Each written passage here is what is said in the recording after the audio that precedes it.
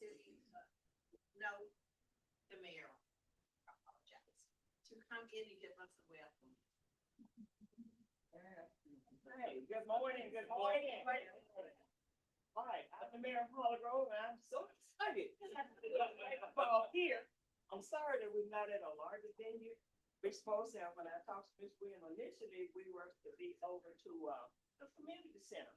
But because of internet, we don't have Wi-Fi, so we had to come here. So just make yourself feel at home. I've known Dr. King for a long time, back in the JTPA days, back in the early days. Sister with Miss Williams, I've known her for a long time. And so I'm excited again. So at this time, you all just go and have your way. Just do what you're here to do. We're excited, like I said, to have you here. So good luck. That's in your hand.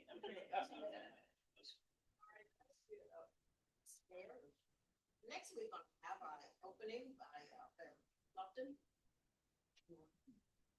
Good morning. Thank you, Mayor, for your welcome. We appreciate you giving us the opportunity to meet in Holly Grove in one of your facilities. Like you said, our original plan was to meet next door because we know we have more space over there, but internet is so important to us because there are folks that are online that participate in these meetings as well as in person. And we like to offer that opportunity to folks who don't feel like driving in, but they can still get the benefit of all the services and programs that are being offered.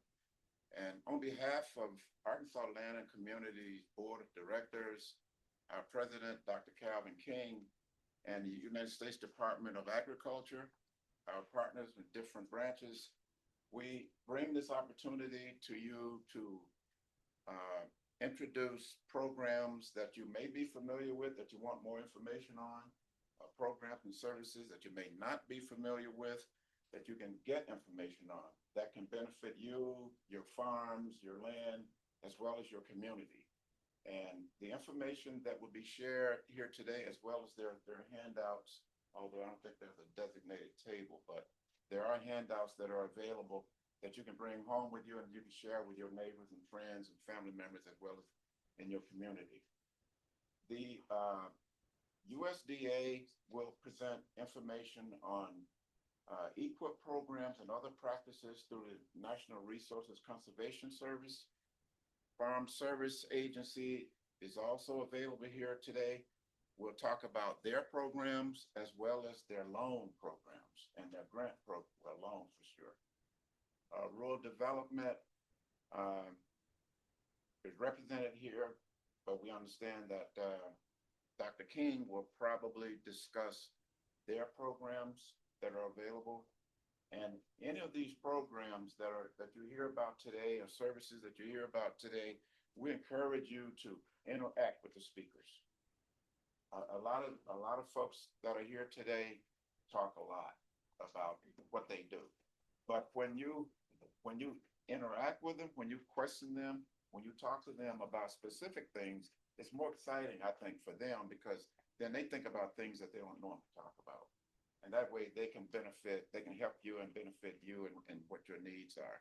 As well as the Arkansas Land and Community Development Corporation, we provide services as well to our constituents in 42 counties in Arkansas. And we try to help ensure that those who are interested in USDA's programs can access those programs. We try to make sure that everyone understands what those programs are, and we do whatever we can do to explain them to you, to get you in with the right connections, as well as helping sometimes to apply for some of those programs. And then once you get those programs, we're also available to help sure that you maintain compliance with those programs. So we're there at the beginning and we're there through the programs as well. And Dr. King, he does an excellent job of making sure that this information goes out on a quarterly basis to, and our director of public outreach, Barbara Irby, make sure that this information gets sent out to all of our members, our clients, and our constituents on a regular basis. So with that, I'll turn it back into the hand of our moderator, Ms. Janie, and thank you again for attending. Okay, thank you. Next, we're gonna have, since you heard the opening, what we hear, our purpose here today, Dr. King, our president, CEO, he's gonna go further with one USDA urban and rural. I want to say, good morning to everyone. Good morning. I'm not gonna ask resource people, but I'm just gonna stand, at this point, and get my age, and you don't sit too long. Anyway, the baggage reference relationship, as you said, we've known each other for a long, long time. In her field of work, and she with the, Clinton, Arkansas Land Development District. Am I right? Okay, yeah, the agency and the Division of Community Action Agency, right? Right.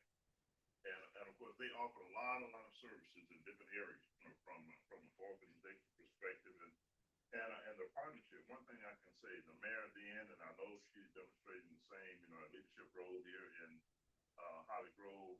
She was from, I'm way down in Fargo, right? Outside of Brinkley.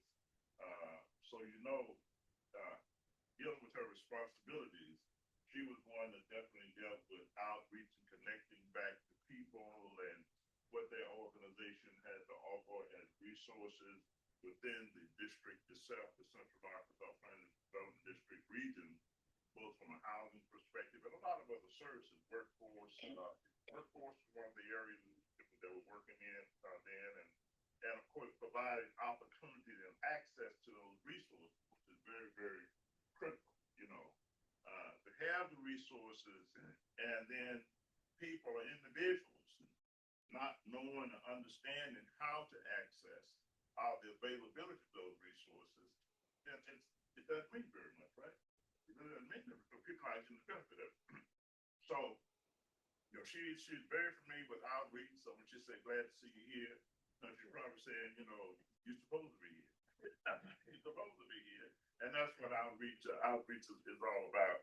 And of course, I've really, really had the utmost respect both for her, our relationship, and for her history of working with people and in the local communities. What she's done, what she's accomplished, over the years, and now in the role she has now. And of course, we have the one that's President running for mayor. I'm trying to get the name. Dr. Sharp. Dr. Sharp. And I'm running too, so I'm running too.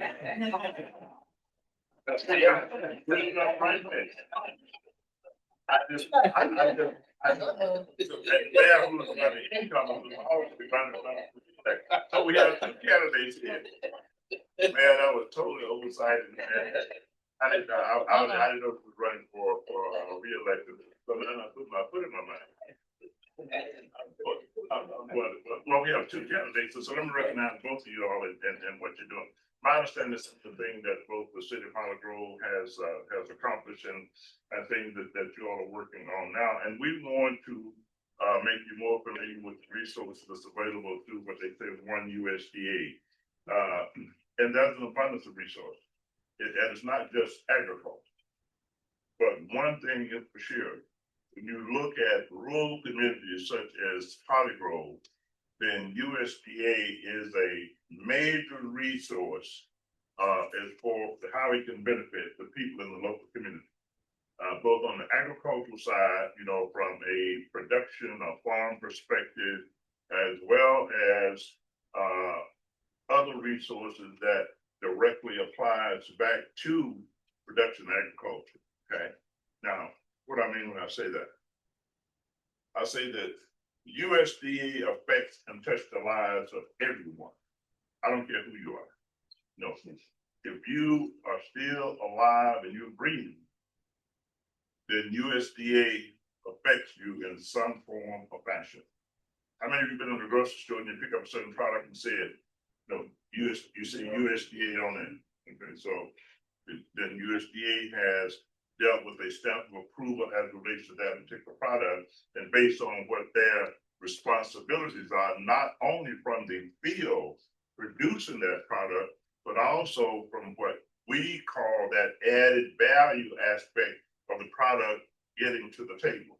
getting to the grocery stores from that perspective. And that occurs in a lot of different ways. We're not going to talk about that aspect of it. But we will talk about the basis that from the production aspect, that it does not have to be a large farm. It could be a small farm. It could be the size of this room. The size of this room, and you can be a farmer. So you say, well, I'm really good at raising plants. I'm producing certain crops. It could be tomato plants and producing tomatoes. It may be onions, it may be arch potatoes. It may be a certain amount of sweet potatoes for home consumption, whichever. It may be peas. It may be certain herbs that you're producing those herbs. You know, I have a tendency of reflecting back just on my childhood and coming up. And I grew up on the farm, and I still live on that same family farm out in the rural area. And I built my home there, right next door to the family home that I also maintain as a family guest house for when my siblings or other relatives come home to visit. You know, then they can stay there. I can give them a key to the house, and I can still keep my same lifestyle away, whatever. I don't have to. So if you give me key, I say okay. And plus, I don't cook for anyway. So that whole process. But that's one thing about that's important. And when I say it's important, whether that was a house there or not, what's important about it is the fact it's a part of my heritage. It's a part of my heritage. It's a part of the legacy of my family because it's air property. It is property what my parents left behind, and then was a part of my upbringing and my childhood, and how we utilize the land itself, the farm itself, and 11 children being raised there. Well, 10 being raised. I lost one of my sisters at an early age.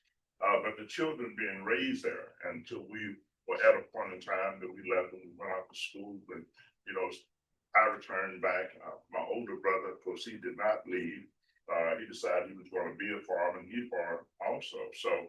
But then that's the legacy, that's the history, and that inheritance from the family perspective, and how that connects back to the basis of that family, our family itself, even from the net worth aspect of it, you know, the value of the land and things of that nature. You know, those things that we leave behind, you know, it may be a ring, but the point you have left behind. I say that because we're going to talk about air property also. Air property is a part of this, and hopefully we'll have some discussions around that. We'll talk about air property in more than one way.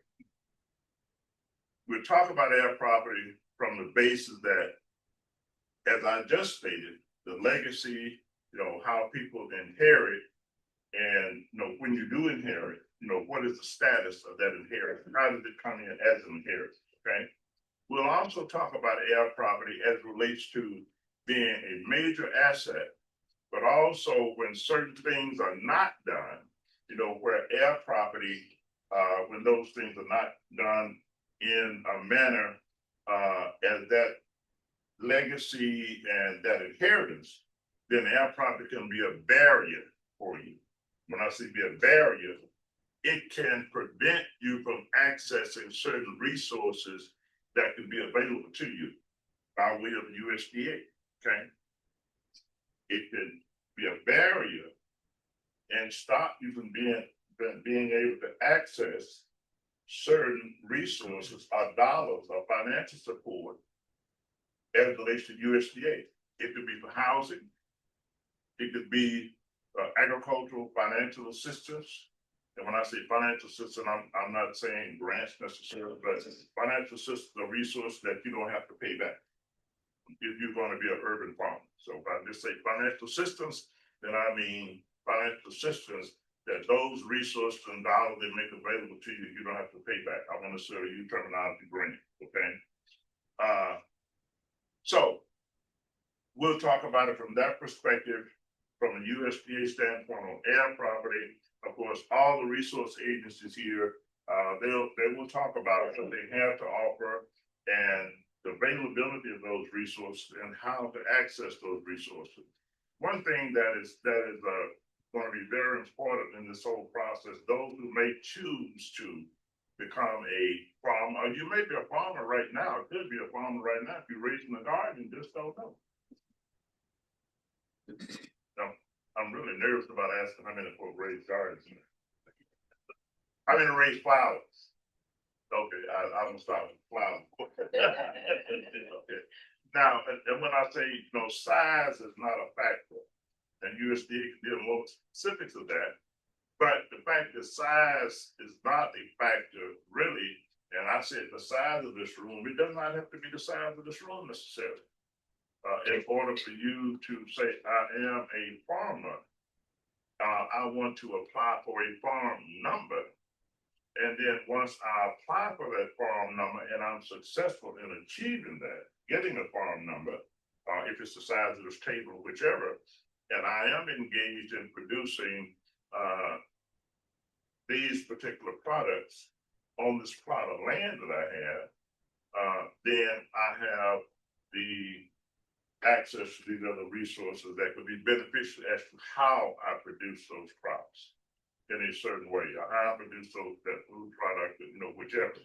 So, I want you to listen very closely from that perspective.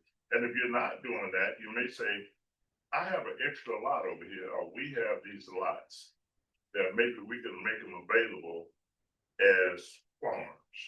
That we can lease them to them, or we can lease it to someone who say they want to be a farmer and they want to raise vegetable crops, that they're going to do direct marketing or sales to people in the local community. I know a lot of folks who buy these crops, so they may buy peas, they may buy butter beans, they may buy green beans, and I'm good at producing plants, period. So whatever it is, I hear people say so often, I have produced way more than I can use myself from a household perspective. So we just either can it, or we put it in the freezer, we just give it away. Okay.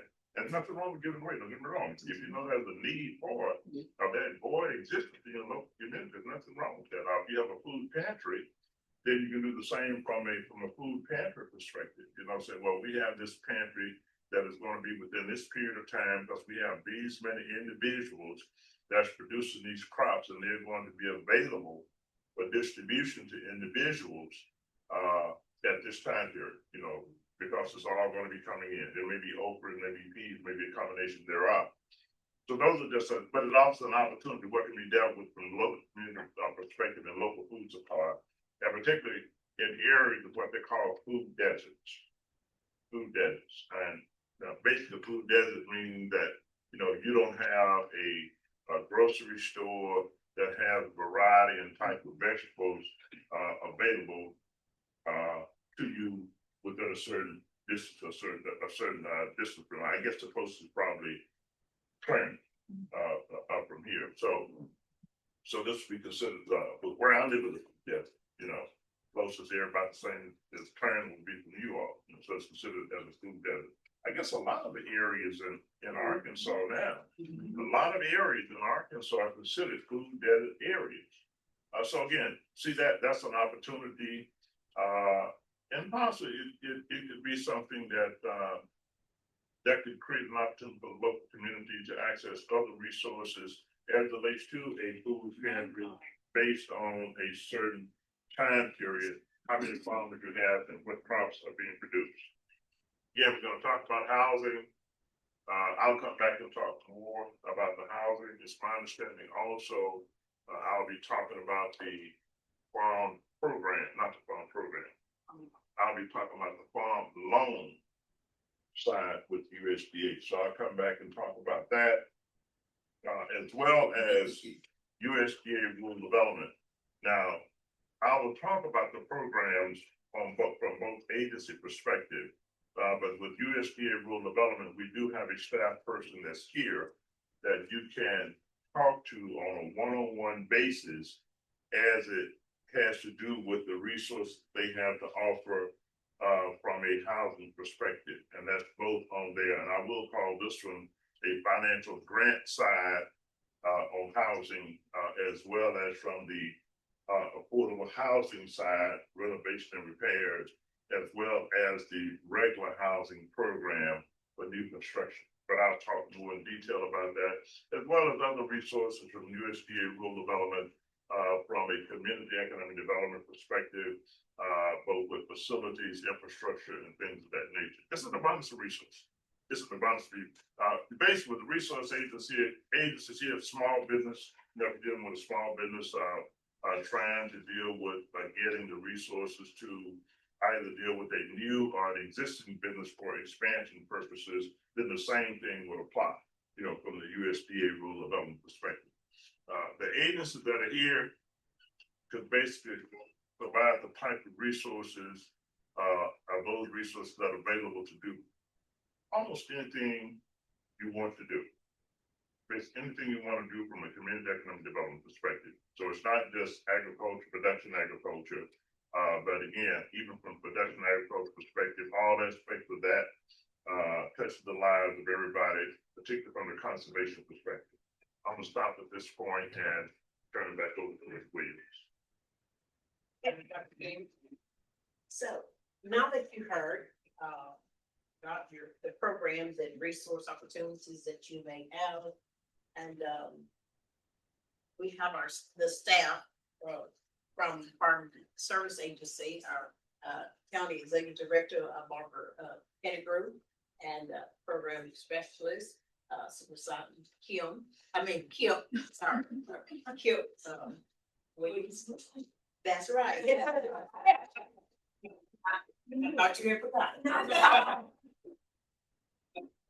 And next we have NRCS, Dorinda Smith Applewhite, and her specialist of DC Soil Conservation. Kevin Holmes, Jr. And we have the state office representative here, outreach person, and Kennard Williams.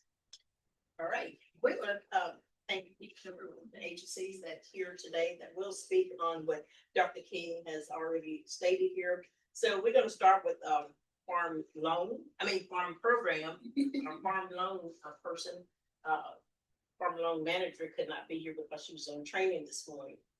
So with farm loan programs, as Dr. King said that he will take over from there, and NRCS and rural development, Dr. King will also speak. So we're going to start with Farm Service Agency.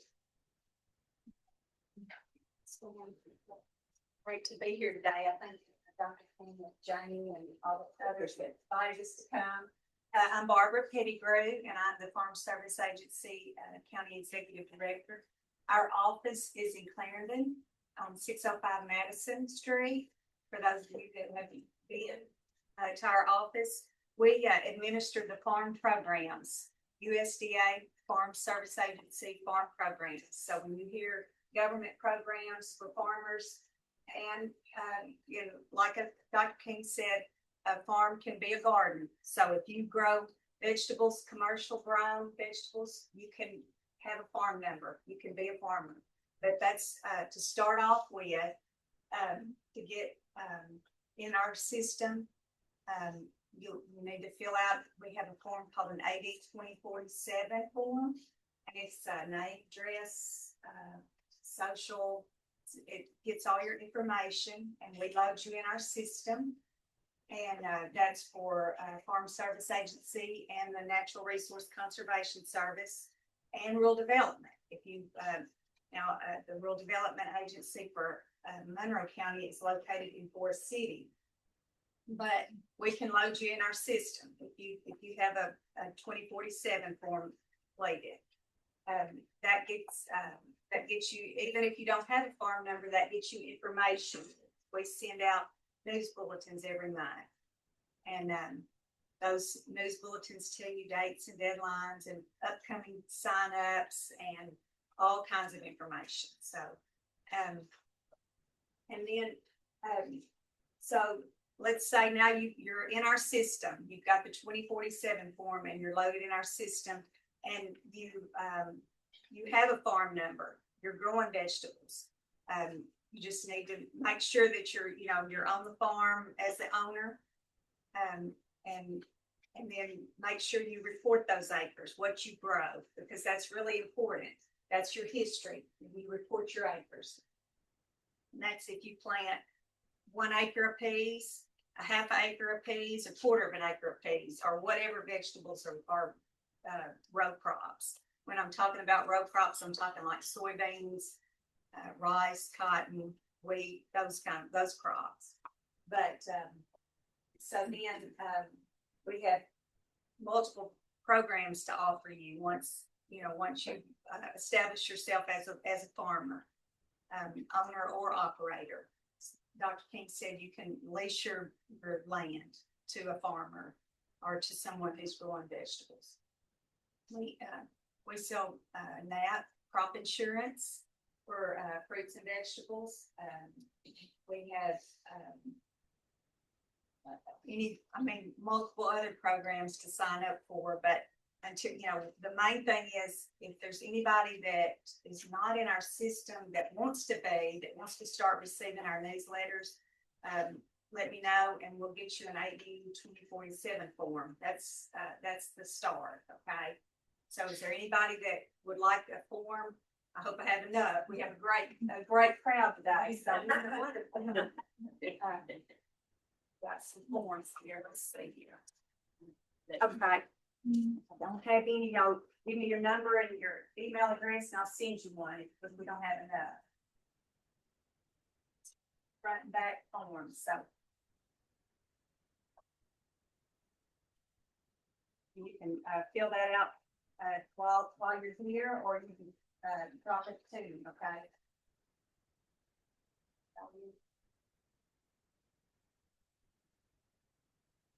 Yeah. Don't.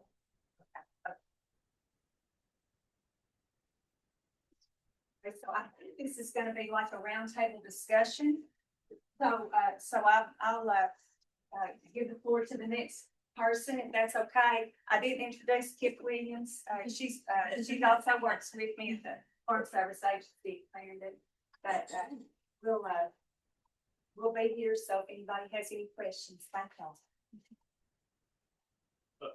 I have one question, and it's in regard, I know you mentioned the NAP. Now there's no cost necessarily for that if you fall within, what are the requirements for there's no cost associated with it? Socially disadvantaged is one way that it's now there is VIAP coverage there's a fee for. But the basic coverage is insurance, crop insurance would be free to socially disadvantaged customers. And also there is an income like below the national average income too. And beginning farmers, I have to look back on the beginning farmers, but there's several different criteria that the basic coverage is free. So, and that's great. Right. I have a question concerning crop insurance. Give me some intricate details about that. Well, tell me what do you grow? What is your crop? Well, what Just am I give me an anticipating example. on growing? Uh-huh. Like if I have a farm garden that has peas and Yes. tomatoes Okay. or whatever, Okay. and the airplane come over and spray on my crop. Okay. Now the non-insurable crops that we cover are for natural disaster. Okay, so that's weather. And the airplane that sprays those crops, that's those airplanes. That's right. That's not a natural disaster. Okay. So that's the way. But now if you have a commercial grown fruits and vegetables, pecans, tomatoes, that's peas, just for example, that coverage is a 50-55 policy. And it does cover those for, too much rain, not enough rain, heat, gets, too hot, burns up your tomatoes, they crack open. It'll cover we administer those policies, and then we'll send, you report to us and report those acres. And then, you call us if you have damage, as soon as it's 72-hour reporting. And then, we'll send an adjuster, just like regular crop insurance. That's what it is, it's coverage. So you're, if you're growing and selling vegetables, let us know. We'd like for you to get a farm number and get that coverage, okay? You can retail properties or someone else, do you qualify for the? Depending on how you lease, do you cash rent? Is it, okay, so they pay you a certain amount for your ground. Right. Okay, so then your farmer is the one that's eligible for that would need to get that insurance. Could you talk more about micro-urban farming and maybe some resources that are available right now? Well, I guess as far as the urban farming, those, the small farms, the resources are the same. I mean, if you've got half an acre of vegetable, or even, like you say, even your, yard, quarter of an acre, whatever you're growing those vegetables for commercial grown, crops, they're eligible for the NAP coverage also. Okay. So. Do you cover the Conservation Reserve Program? And if so, are there any programs available in this area? Yes, sir. Now, Kip handles the CRP in our county office. The Conservation Reserve Program, the main thing with CRP is you have to have a cropping history to be eligible. And that's like you have to have grown row crops for a certain length of time. What is it? We had 12 to 17, 2012 to 2017, 4 years. Of those 6 years, you have to have row crop of some type. And that's why reporting your acres is so important, because now we're going back to 2012 to 2017 to see what you grew on in those years. So moving forward, anyone who hasn't reported their crops, it's a great idea to get those certified, because that way, then when they change those history years that they're looking at, your acres that you planted will be there. So that's really important. What's typically a deadline for that? To report to certain reps? July 15th was the deadline for 2025. And they extended it out because we had so much bad weather and everybody was so late planning. And so August 15th was the deadline with the extended, but a normal deadline for certification is July 15th for row crops. And vegetable crops, anybody that's going to report vegetables, please ask, because those deadlines, each vegetable has a different reporting date. So I wouldn't even think to quote those dates, but if you're growing vegetables, ask me, okay? Because we'll look it up for you and let you know on that. So if they have a different reporting date for certification, what about insurance? Well, that's the same thing. The deadlines to purchase is going to be a different day. It could be a different day. Yeah. For a sign. Sign up for the insurance, yes. But if anybody that has a vegetable crop that they're planning on growing, check with us today, and we'll get those dates to you. The deadlines to purchase it for next year, okay, 2026. And let me just, and correct me if I'm wrong, when you're dealing with vegetable crops, you have different seasons and crops that can be planted. So I'm going to use one example. Let's say squash.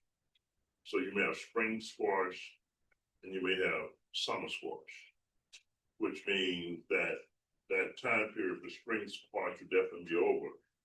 Then you would look at a different sign-up period. You were talking about summer squash, I guess, in the fall crops. Current crops, Yeah. So the cropping season on vegetables is definitely different from what it would be on the row crop schedule. The same thing would apply if you were dealing with greens. So if you were dealing with, I guess it would go into the fall or winter green crop versus the early spring crop of greens. So there's a seasonal sign-up period on different various vegetable crops. Those sweet potatoes will be different. Those sweet potatoes, it's just a one, timing period, sign up, and the production period for sweet potatoes. Okra would be another example, on that. Tomatoes, would be another one. So you just got a cycle on that, for tomatoes. But a lot of the other crops, I gave peas, I gave squash an example, and that with kale and things like that, it will be different. But Extension Service has that information on the cropping, growing period within the certain and the planting time periods for those seasonal crops, during those different seasonal time periods. Go ahead. Is the insurance very expensive? Well, the basic coverage would be free for you. Now, there is a buy-up coverage that's, that costs, but the basic coverage is free. But does it go by acreage, the amount of acres you pay? Yes, if you do the buy-up, it's, the computer usually figures that, but it's based on the what you plant and how many acres you plant. But the basic coverage is free. What do you call basic coverage? It's the 50/50 coverage, yeah. It's the, Catastrophic. Natural right. disasters. Yeah, they basically call it catastrophic coverage, and it is basic, because, in other words, you have to have 55% loss? Right. Yeah, 55% loss, and that loss, she gave reference to other things that are so important in dealing with the certification aspect of that. Basically, what they get reference to, they have the established yield, and if you're involved connected to a farming operation in any form of fashion, you don't have to be the person who is farming it. If you own the land, then you should know something about what your established yields are for the crop being raised on that farm, what the established yields are, the crops being grown, and what the average established yields are on that. So that relates back to the point of crop insurance, which normally most farmers, they're going to carry crop insurance. I know when I was farming, I always carry crop insurance. They don't want to use it, but the point, it really mitigates, it really deals with the risk factor, those risk factors that's involved with that. So catastrophic, and I'm saying the basic behind that, those established yields that those farmers, that the producer or operator may have been certifying on the crops is connected directly back to the coverage of insurance that they're carrying. If it's basic, catastrophic, or it's a buyer, type of insurance, it's going to connect back to those established yields, established yield, base established yield, unless you get into disaster payments and, and it's still important. I mean, if you get into disaster payments itself is going to be still, the payment on that is going to be less the amount of receipts from the crop insurance side of it, okay? And so on a catastrophic basis, so if it's up to 65% in dealing with the just a total loss, 65%, and the disaster, say, paying up to that amount, then if you have a catastrophic is 55%, then I mean, you're only going to deal with the 10% payment coming out from the program side on the emergency disaster payment with USDA. I think that's sort of the way some of the formulas still work. I'm right. That's sort of the basic way the formula is working, as it had to do with the crop insurance and the payment process on it. You say what the coverage amount is, and when they say catastrophic versus the buy-up, then a buy-up could be a different form of the buy-up. If it's 90%, 80%, 100% containment. higher, from that standpoint. Formula pretty much so still applies the same way because you're gonna get back to established yields. So when they say certification, making sure the crops are certified, that is so important. Getting an established average yield on that farm, whether you're operating or not. I keep ours checked just on our family land, these farm numbers, what is the average established yield that's been reported on these, which also connects back to how they keep the record on what is your crop base, okay? And what you said, what the bases are, the importance of certifying is that if you have a crop based on soybean, and you have a crop based on wheat, and you have a crop based on, we do have a combination, you're doing crop rotation, from one farm number to another farm number. So if you're doing the rotation of crops and then certifying those crops when they're on the deadline period. So on this same farm, you may have a combination of a corn established yield and a combination of soybean established yield, okay? Because you've dealt with rotating crops and having corn one year, the next year you do soybean to go with that process. People, that's important. That's important if you're connected back to land, if you're air or interest owner inland, because it connects back to the operator and the overall value base, even dealing with how you're going to be leasing your land out. So all that's important.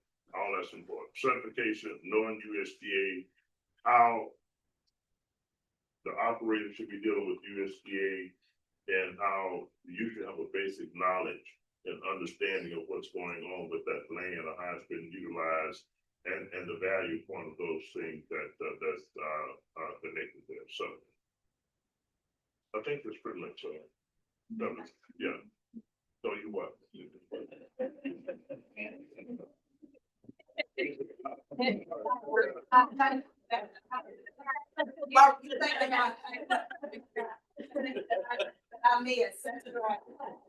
I used to farm. For years. I grew up. I have one other quick question. Okay, go ahead. Would you need a farm number for a small plot of land? Yes, If ma'am. you're just gonna do garden? And so who do you contact to get that number? That's us, yes. Bring us in your deed, So if you're from Phillips County, you still do that? you would go to Helena office, okay? She can come to the office and then go. We can, well, There. we can get your information and send it to Yes. Phillips County. But the farm number is very important. Very. Yeah. And the reason the farm number is important, if you own land, period, you need to know whether you have a farm number or not. It may be that you own 20 acres, and they gave reference to if it's been farmed in the past from 2012 to 2017, okay? It could be that land has lost its identity as a farm in the system.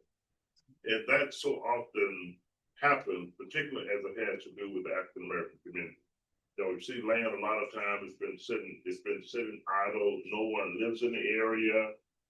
You wonder why nobody's farming that land. It's been 20 years. They've been sitting there 20 years and nobody's really, they just go in and cut it once a year. Now it could be in a conservation program, well, not 20 years, it could be in a conservation program. But it could be that doesn't. But you can't keep that. You can't keep that. But my point is that if it's not in a conservation program, and people's got land just sitting out like that, then you may want to ask them, say, well, do you all still have a farm number for that land or for that farm? Because it may have lost this farm identity, and they need to go and re-register it as a farm with FSA to get a farm number, to reestablish it as a farm. And then, of course, she just told you what the other requirements are. And this is on the program side with Farm Service Agency. What the other requirements are if you're going to put it into a program where it's not going to be utilized. And when I say not going to be utilized, where you're not going to be producing crops on it. So if you're not going to be producing crops on it, then I mean, it has to, you gotta lease it out to somebody that they operated for at least, 4 years? And then if they decide after that 4 years, they wanna put it into the CRP program, Conservation Reserve Program, then you can put it into that program. Sometimes the CRP program pays more than what cash rent might be. So sometimes you can make more money, out of the USDA program. When I say make more money, you can receive more money out of the Conservation Reserve Program versus having it rented out on a cash basis. So it's good to just know that. One, if your land qualifies, and then two, how much the Conservation Reserve Program pays per acre. And a lot of people have been surprised that, wow, I'm only renting my land for this, and I could get this much more having it into the Conservation Reserve Program. So it's very important to know the programs, the type of resources they offer as an agency, as it relates to land, either land use, and that's going to be on another side on land use conservation, not the Conservation Reserve, but the CSP program, conservation stewardship, and some other things, and they'll talk about that. So I know you heard the say knowledge is power. Okay. So the base of having knowledge and understanding the importance of this, I'm gonna say this one thing, and I'm actually finished after this part. As it relates to farm service agency, say get a farm number. Get a farm number, so now you are a farmer. Okay, this is on the program side, and you, I'm just, I guess it's pretty straightforward now. Let's say you do this for 3 years. You go in and you certify your crop, and it may be the size of these tables here together, but you got a farm number for it. And you go in and you certify, you raise these crops based on that farm number for 3 years. You are a farmer. You are a farmer. Then you have established yourself as a farmer. Now, say a situation comes up and an opportunity presents itself, and you are connected back to some air property. Let's say I'm connected back to this air property. All of them want to sell. But now you've been farming for 3 years now. Let's just say 4 years, because you've established yourself as a farmer with a farm number. Now, in order for you to qualify for Farm Service Agency loan, on the loan, oh, that's right, you're not loan, you're still on the farm side. I'm sorry. You know, I will come back and talk about that. Let me come back. I'll talk about that other side a little bit. How do we talk about that now? Well, I mean, you can, because it's next to It's still the farm. program side. Okay. Let me ask a question Yes, before you go. Now, I remember, we do have a farm number, but the land just been laying dormant for years. So what do I need to do if I want to go back and see if we still have that number? What's the part? Okay, and I know there are a lot of cases now like that. A lot of cases, I see them all the time. People, they don't say anything like you are. We got the land, but the government can't say this. It is very, very, very important. One, if you have a farm number, we'll talk about the other program options that we have, possibility of as relates to conservation, in natural resource conservation service, possibilities on that. But the other thing is that don't just let the land lay out. Let somebody use the land. I mean, it's in your interest. You could just say, okay, I'm gonna do this by crop rent. Okay, you don't have to pay me cash rent, but I'm gonna rent the land to you, and I get a portion of the crop and get a lease developed where you get 25% of the crop. Okay, so they know when they sell the crop, they get 100 bushels off of it, 25 of those bushels, should be sold in your name. Okay, but don't just let the land lay out. If it's been laying out for that period of time, you don't have any established yields on it. Now, when it says laying out now, I don't know when you stopped. She gave the year 2012 and 2017. Had been utilized at least 4 years. 4 years. At least 4 years. It should have been farmed at least 4 years. And, that's in order for you to qualify for CRP. Conservation Reserve Program, from the Conservation Reserve Program. So I'm saying, get an operator on the land, get someone on the land, operating the land. And there are a lot of other benefits that come to play as it relates to that, having an operator versus having no operator at all on the land. And, NRCS will, talk more about that as well, and what their requirements in accessing those resources. Let me talk about the farm loan side. They talked about the program side, but from the financing side. The USDA Farm Service Agency, they provide financial assistance, but it's not grants and it's not the money you don't have to pay back. No, the money you get from Farm Services, you have to pay back, but they do provide loans. They have both the direct loan, they have the loan guarantee. On the direct loans, they have a category called micro loans. Now, micro loans really is in a category and where it can be beneficial to what we call the micro urban farmers.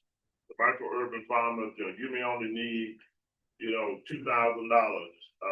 And so whatever the size of the operation is in producing the vegetable crops, then of course, we provide that technical assistance also and work with individuals in developing those plans or applications to Farm Service Agency for a micro loan. Okay, that's a direct loan, up to $50,000. And we look at the type of farm enterprise or cropping enterprise that you're going to produce on that farm. And the feasibility based of that as far as payment ability, repayment ability of that particular loan that you take out. Now, two categories of areas as it relates to the use of the money. You can use the money for operating purposes, and that's just the regular operating, your seed, your pesticides, and your herbicides, irrigation costs, labor costs will be another factor that will be into that as it relates to fuel and other expenses on the regular operating side or part of that operating budget. The other part will be with something called chattel or equipment. Okay. Now, on the regular operating portion of that financing that you may apply for and get, that has to be paid back annually. At the end of the day, end of the cropping season, a year, if out of that $2,000 that you use $1,500 of that for your operating expenses, then that means that $1,500 has to be paid back, and you use $500, say, for equipment. Then on the equipment, you can spread that over a 7-year period of time. Okay. So it could be vice versa. Okay, that you use $1,000 for, $1,500 for equipment because you had to get a tiller and other type of equipment, that's self-pulling, those. Well, you don't get no small tractors for no $1,500. Forget about that. I'm gonna go ahead and just use the tiller. Well, the tiller is the size of this room, okay? Let's say you're gonna get a self-propelled, type of tiller and other equipment. Then say the $1,500. This is what I'm gonna do because I want to make sure I got the type of equipment I need to operate this in a manner where if you're valued, that's not going to be, hard on me, okay, on a person that's going to be helping me with this operation. And the $500 is for operating purposes for my seed and pesticides and herbicides, things of that nature. So, at the end of the season point, year, within the time period of that operation, seasonally, you have to pay all the $500 back plus interest, and the $1,500 is spread over a 7-year period of time. That's with the micro loan. Same thing would apply if you're dealing with a direct loan for a larger size farming operation. Now, the direct loan for a larger size operation is up to $400,000. You can get $400,000 for operating purposes. $400,000 for operating. And operating, that includes equipment as well as some of the same things that I talked about before. Seed, fuel, labor, things of that nature as an operating loan. out of that $400,000, you can also buy equipment. Now, I can squeeze a tractor in on this one. So out of that $400,000, say you, and this is a small tractor, y'all. That you bought a small tractor that was going to run $100,000 or so. I don't know, it's pretty small. Budget there practice. Just say $100,000 on equipment. I say let's just make it easy for me, okay? $200,000 on equipment, $200,000 on operating. So if you spend $200,000 on equipment out of that direct $400,000 loan, then that $200,000 on equipment is a 7-year spread. The $200,000 for operating purposes has to be paid back at the end of that particular season. Okay, so I say all this, from so you have a clear, very clear understanding. However, an individual may decide that they want to go into the business of farming, be it on a share basis of a farm, partnering in some way. If you do a crop share, and then how you're applying to deal with what your part of the expenses that 25% on that farming operation would be with an operating, and 75% to the other operating is dealing with that. But $400,000. Now the other side of the direct loan from the USDA is $600,000. $600,000. But there are certain requirements on the $600,000 side of it. Now I got a person back there. I know if I say something wrong, I just want him to shake his head and say, "No, that ain't right." Okay. So he's real quiet, like he's quiet. You don't see him saying anything, but he knows when I say something wrong. But his name is Michael Tucker, the one that's sitting there with the camera. Now, you know, I'm doing all this talking, but the one to do all the paperwork with him. He is the tape person. Him and Larry, these guys, they're the tape folks. I can talk though.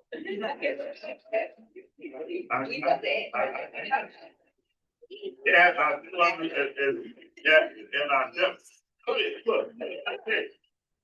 Miss Applewhite been on. I can talk back there since she was 13 years old because she was in our youth program. So you know, but the point is the $600,000 eligibility for the $600,000 that you must have been farming for at least 3 years, and that's for buying land.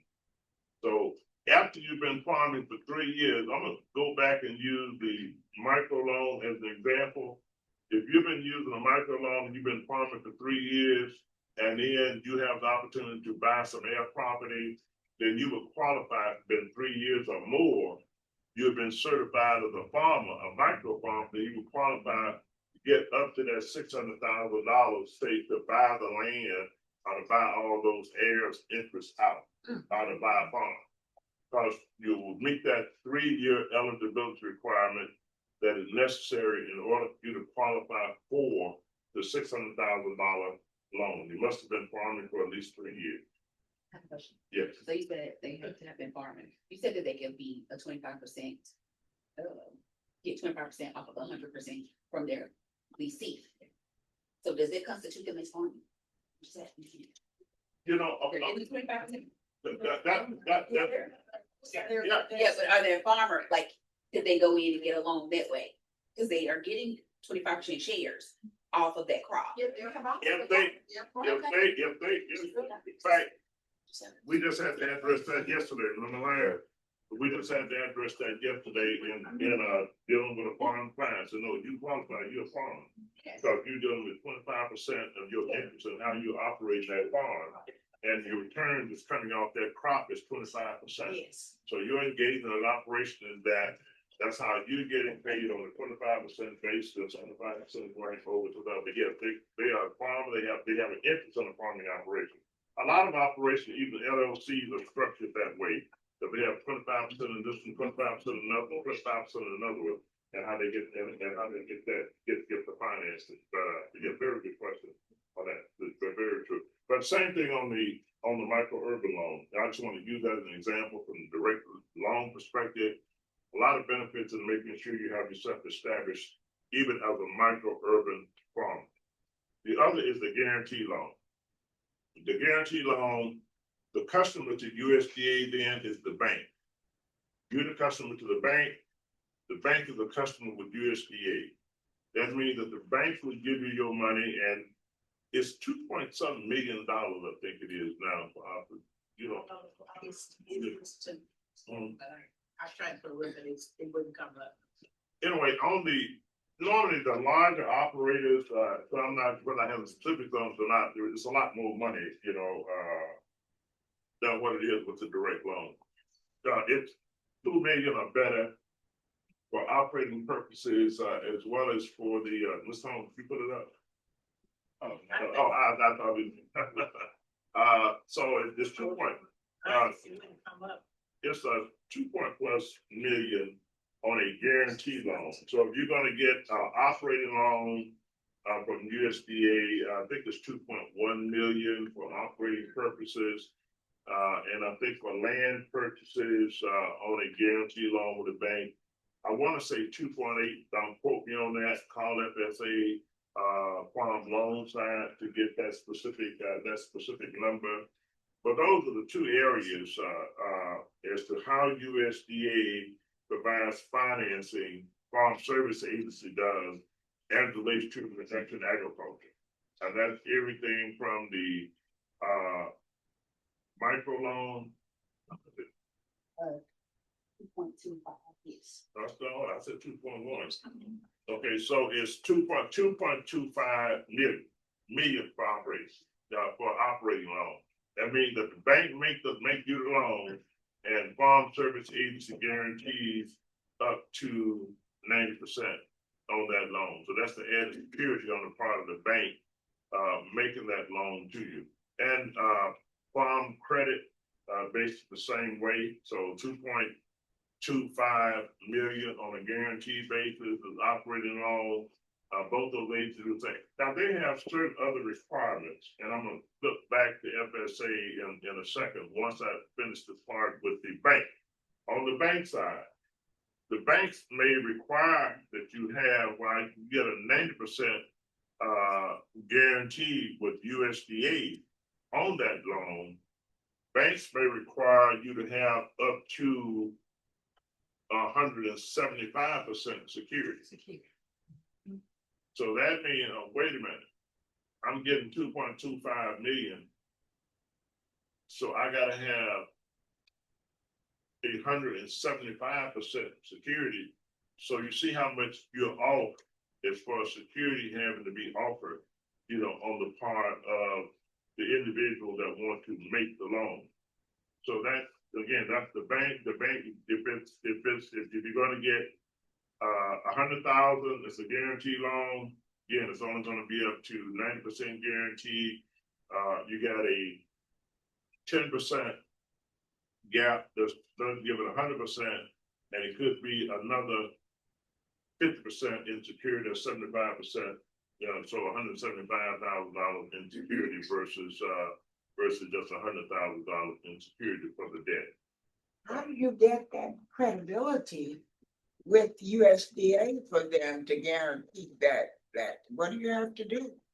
Well, it's not a matter of what you have to do. One, any bank that's doing that, that's a part of the guarantee program, no, they are classified with preferred lenders. So they have an established record with USDA in providing direct loans, of them providing a guarantee. And in those cases, that means that their record has shown that with their direct customer base, that they have the other assets to give the type of security that is required against that guarantee. It may be that they have up to 100% that's going to be on an operating loan that is showing up to be the security that's going to be on the crop itself, okay? Or 110% that's going to be on the crop being produced. And the remaining balance to be on other asset holdings that they have. It could be land, it could be stock, securities, you know, annuity, you know, folks with a lot of money have a whole bunch of ways to do it. But I don't know. I do not fall in that category. I don't fall in that category. So I would just say, you know, there are options as to how they deal with providing meeting those requirements. But those are the different programs on the guarantee side and the direct side.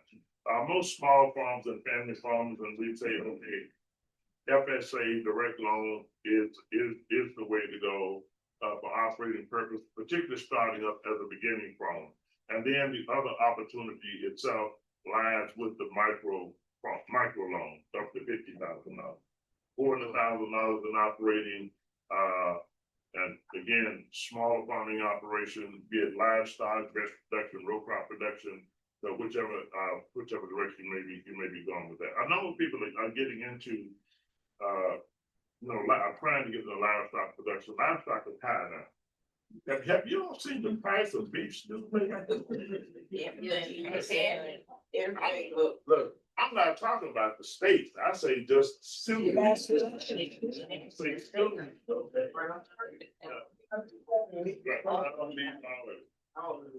But some of them, see, I do my own shopping. But that again, an example is again those, and then let younger people know. No, you can be the carrier and let them know, why don't you look what you want to consider, particularly your own land. Say, I can offer an opportunity for you to become a beginning farmer. And we have some land that we're gonna lease to you, and I know how you can get the money to operate. Somebody want to expand the operation. Let them operate your land. Someone wants to know, can you use the land ownership or the guarantee loan to start a solar farm? No, solar, but this is all on, production, agriculture, row crop, aquaculture crops, horticulture crops, which is vegetable production side, and the aquaculture being fish production. They do find fish operation now. And I think those are the only categories that timber, you can do timber production, but I haven't seen that. It may be, well, let me back up. Not on FSA side. You cannot do solar on FSA side.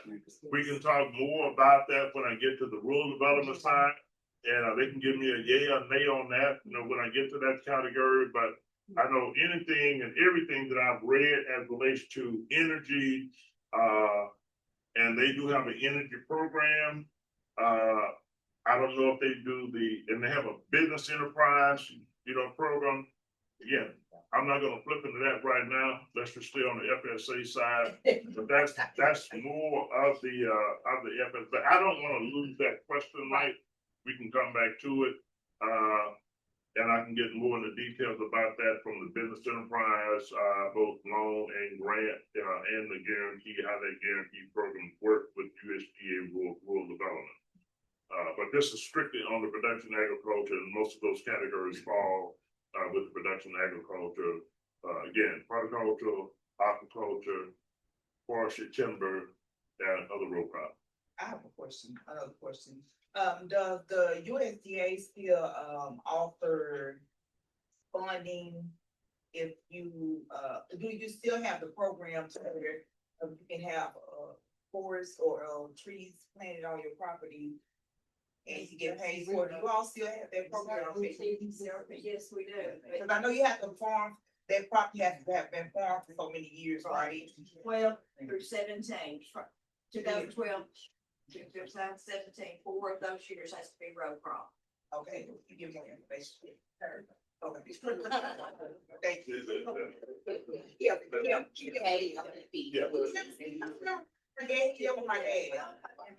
Yeah. That's the farm service program center. I'm 60 players. Okay. Yeah, I was talking about the long side, but that's back in program. Okay, all right. I'll make sure I keep them separate over here. But that's all I have on there. Robert, I know I've taken up all my time more over there. And also, I'm not sure, Doc, I think he did, we have the youth program. Yeah, So we try to encourage the youth to get involved in agriculture. They're participating in 4-H club. They get loans up to $10,000. Youth or adults, those between the ages of 10 to 20 years old. So we just want to remind you of that. So next we're gonna have Natural Resource Conservation Services here, Ms. White. and, Mr. Holmes and, Mr. Williams. So it's my turn. Yes. Now, I wanna let y'all know before she gets started, I trained her. Now, you know how to talk to. I wanna let you know. I do know how to talk. I do, but I know how to be quiet too. But I'll take y'all lead on it. If you ask questions, I answer. How about that? So, as I said, I work for the Natural Resource Conservation Service. I'm the district conservationist for Monroe County. I've got Kevin Holmes here with me and Mr. Bernard Williams. Kevin is my soil conservation. So what I can do, he can do. He just can't approve stuff, but he can do everything I can do. Mr. Kennard, he does the outreach. He used to be one of them. He said he wanted to go to the big but no, seriously, if you need anything, we can come out and do field visits with you. If you have questions about your land as it pertains to conservation. Now, if you're trying to sell your land like that, we don't do that type of field visit. But, you know, I may be able to tell you who you can talk to about that, but we strictly do conservation reviews to see what resources you have out there, what resources we can assist you in getting up to par, so to speak. We have cost share assistance as well. But, you know, I want to make sure you understand we do have things that money can't buy, which is our time. Okay, because time is very valuable. So we can definitely come out and visit you on your farm and talk to you about what you have out there, whether it's forestry, whether it be livestock or row crop or vegetables.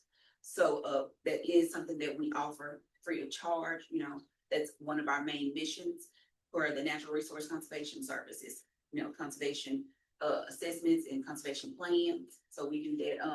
When it comes to cost share assistance, we do that through a couple of our programs, and I'm just gonna name a couple of them. The Conservation Stewardship Program, and then the Environmental Quality Incentive Program. And those acronyms are CSP and then EQ. When it comes to EQIP, if you want to do, let's say, a seasonal high tunnel, you may look at it as a greenhouse. But with us, you have to plant your vegetables in the ground, or you have to put your flowers in the ground. They can't be on beds, right? So we do cost share assistance for that. So basically, we'll help you purchase the structure. You would be responsible for the upfront costs, and then we would reimburse you a portion. I cannot tell you what that portion is right now because I don't know what type of structure you're gonna get. I don't know how many square feet it's gonna be. And I'm not sure what our cost share assistance will be for the 2026 year, okay? So I don't wanna give you any figures that will be wrong, right? We can do cost share on, if you have livestock and you've got perimeter fencing, but you say, I wanna make smaller padding. We can do cost share assistance on that cross fencing. We can do cost share assistance on, irrigation, if irrigation is a resource concern for you. So, you know, we're looking to address resource concern. Again, you can get cost share assistance on that, but it's a competitive process. It's not you're gonna come in here and I'm gonna just hand you some money. That's not how it works. You have to come in and apply. We have to assess your land, assess your application, and then we'll see if we can possibly do cost share assistance through the competitive process. So I said a lot. Do you have any questions about everything I just gave? Because I don't want to miss anything. No question.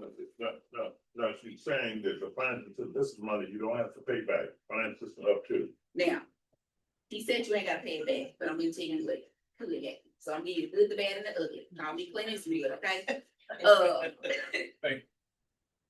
Theoretically speaking, this is money that you get from the government that you do not have to pay back. However, you will receive a 1099 at the end of the year. Take that how you want to take it.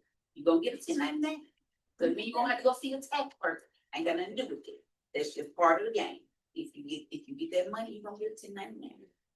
So yes, it is free, but you're going to have to pay some taxes. Okay?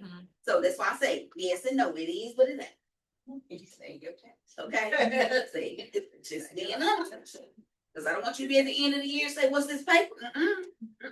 No back. All right. So the other thing is, let's say you get a contract and you got money and you don't do everything you say you're gonna do. I hold up my end of the bargain and I give you the money. I give you all the tools. I can give you, a list of possible vendors from the conservation district. And NRCS doesn't give it to you, but the conservation district does. So you have all those things, and you get ready to do your stuff, and it's not done. We're gonna have to have a conversation about you being behind on the time that you said that you're gonna do it. And also, it may be a penalty. You may have to pay back some money. That is a real possibility, okay? So if you're dealing with contracts, you wanna be timed, just like you want me to be timely, I need you to be timed. And if we're all on one accord and we follow your plan. Now, does that mean that things can't be readjusted? Yes, they can, because life happens. But if we stay in constant communication when it pertains to that plan or your contract, then everything will go smoothly. Because we understand people, you gotta like life all the time. So, any other questions? And I hope I answered that to the best of my ability. You can understand. Am I missing anything? Well, I guess, one of the things that, because she mentioned two program areas, she mentioned EQUIP And CSP. and she mentioned Yeah. the CSP portion of it. Okay. Now, the EQUIP conservation plan, that's one contract area of financial assistance. Correct. okay? And then the CSP is a different contract. Correct. And what you're supposed to do. Right, okay, so sorry, for the CSP, which is the Conservation Stewardship Program, you have to be the operator, not just the owner. So if you're getting that 25%, you could technically be on the contract because you have a farming interest. Right. Who else don't have to be on that contract with you? The actual, I'm not saying you're not the farmer, but the other farmer don't have to be on there. So it would be a shared contract, right? Is it? So, yeah, 75-25, you have to do your right there, right? So it means you plus somebody else will be on there. I don't govern that. That's between you and the leasing and operator. Your partner. Like you have, yeah, your partner. Right. Y'all gotta work that out. Now I can get you I can help you, get the contract. I can help you with that, but the rest of it, y'all gonna have to come to an agreement. Because we don't step in it. But I can tell you how to per se structure the contract, not necessarily your partnership, but I can help you structure the contract with NRCS. Right. Okay, so if you got questions, I can help you kind of navigate that. But when it comes to your partnership, that's totally on you, and you may need to get legal advice that NRCS does not want. So your partner was part of 1099? Yes, sir. Everyone whose name on that contract will get a 1099. Whether you get a little bit or a lot of it, somebody give us a 99. Yes, sir. To address more on CSP Conservation Stewardship Program, it's a 5-year contract. But with that, kind of want to get that leasing to kind of sign a 5-year lease. That way, therefore, you won't have to sign an annual lease every year, but then stating that they're going to do that land lease. So, to be able to take over the contract. Oh, yeah. And so the minimum payment is $4,000. Thank you. You're welcome. It's $4,000 for CSP only. Now, we're talking about the Conservation Stewardship Program. The minimum payment per year is $4,000. So let's say you have 5 acres and you're growing vegetables. You can have a Conservation Stewardship Program, and the minimum payment would, if you get accepted into the program, is $4,000 Per year. per year. Okay. And that's just to receive an annual land use payment, just for you farming that land and just being an operator on it. So you get an annual payment, $4,000 every year. So that's, that money you can use to pay, some of that rent up or, and, leasing out the land to other people, or even if, let's say, property taxes, things like that. Let's say your well may be on this last leg. You have irrigation well and it's on its last leg. You could leverage the money that you're getting from that contract and possibly go to the bank and say, hey, I've got this contract. I need to put in a new well. It's going to cost me this amount of money. This is how much I'll have coming in. Can we structure my payments to be like this? So, again, I am not a financial advisor. I am not a lawyer. Okay. But now, I hope y'all clearly understood what she said on the minimum payment being $4,000. So, when we mentioned the micro farm, so it could be a micro farm, as I say, maybe the size of this room. And you have your farm number, then based on that CSP contract, still the minimum payment is $4,000. You may have a hoop house put up that's on this lot, that's on a lot, and you get the EQIP program, you get through the EQIP programs, and then after you finish all the compliance requirements with EQIP and the payment that's a part of that contract, then you may go in, you're going to enhance certain practices or things that you've been doing being a farmer with your operation. And some of your production practices. There may be mulching and there may not be any equip or things of that nature, even rotation, but that's just an example. NRCS has the expertise and they know how to advise and work with individuals on that as relates to the practices and dealing with what you have in equip compliance requirements and then enhancing practices, enhancement of certain practices on how you operated that micro farm for another 5 years with the CSP. But either way, based on the size, when you say minimum payment, the minimum payment is $4,000. It don't have to be 500 acres, it don't have to be 100 acres, it don't have to even be an acre. The minimum payment is $4,000. What's the maximum payment? That's something For an individual, it is $40,000 a year. So $200,000 per contract, right? For a entity,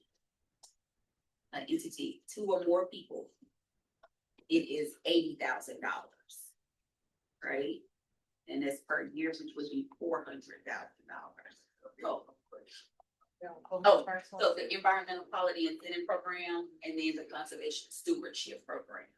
And so the conservation stewardship program is a 5-year program, and the minimum payment for it, if you get a contract, it's all, again, it's all competitive. If you receive a contract, the minimum payment for the conservation stewardship program is $4,000, no matter the size of your operation. Yeah, so if you have, let's say, you got 40 acres and you want to put it into CSP, if you are working on the base that you are a 25% partner in your leasee's operation, then you can, you and him both can sign up for application. What if you don't do the percentage? Wait. You might want to rethink. Now again, I'm not doing it, I'm not financial advice, I'm not, So you're just saying if you wanted to just do it outright on your own? Well, no, I lease it, but I do have one that I'm not leasing, but it's small, and I would be interested in, signing it up for farming as well. Right. And this still be as an individual, so you can, like you said, you can either do EQIP or CSP with it. Like she was saying, you have to sign up individually to be able to qualify for that 200,000 versus 400,000. Oh, I should find no kind of loan. No, it's not a law. Bless you. You just get a vision in it. Okay, so would she have to be an operator? For instance, I'm just the part that she says that she's not laced out. Right. Would she have to be the operator on our side to qualify with y'all? Yes. Okay. Yes, ma'am. I think I might need some individualized instructions after everything. It's okay, because I have 3 lots that I allow my community to use without charge. And so it sounds like I'm living beneath my privilege.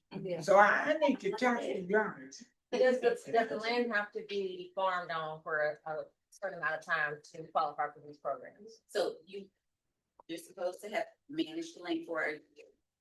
And that's CSP for both.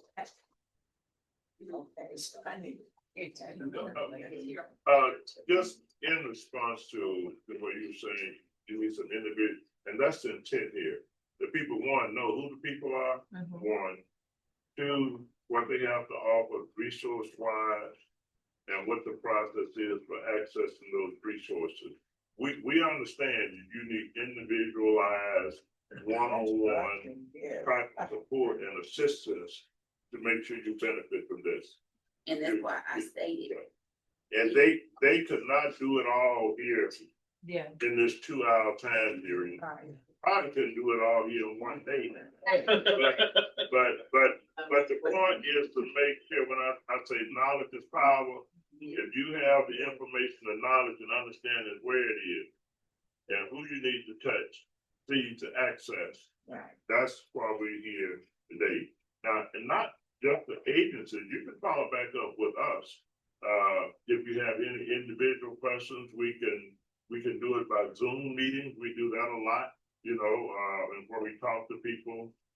Not me, you know, I've listened to me a long time. It'd be Mr. Lofton, Mr. Tucker, you know, those individuals, Ms. Williams, you know, they can do Zoom meetings with you to answer any questions and go through more detail.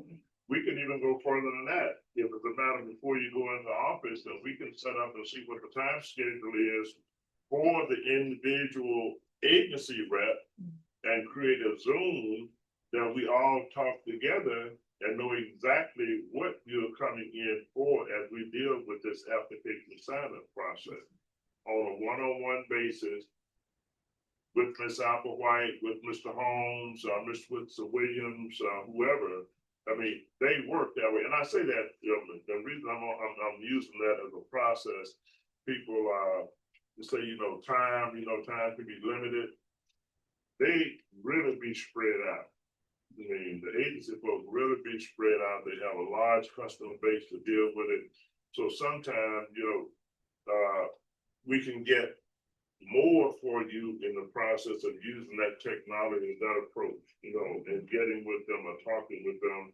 Yeah, because they may be on their phone and we may be in our office and you may be at your house or at the mayor's office on the computer, and we're able to get this work done to the point that when you go in, you say, okay, when they come out, then they know exactly what they're coming out for and what they're going to be dealing with there.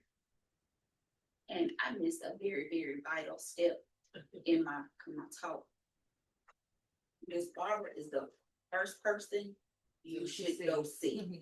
Because I can't do anything. I can come look at your land. You can tell me where it's at, but I need to know your farm and tract number. That is your identification number for me. Outside of your name, the farm and tract number is the key. You gotta have that farm number. So if you don't have the farm number, or if you can't remember your farm number, give them a call. They can tell you if you have one or not. That's the first thing. And then if you don't, then you ask them what's the steps that you need to bring in with you so that you can get your farm number. Now, who is Miss Barbara again? Miss right there. I saw 2 hands. You're gonna see both of us when you come in. Right.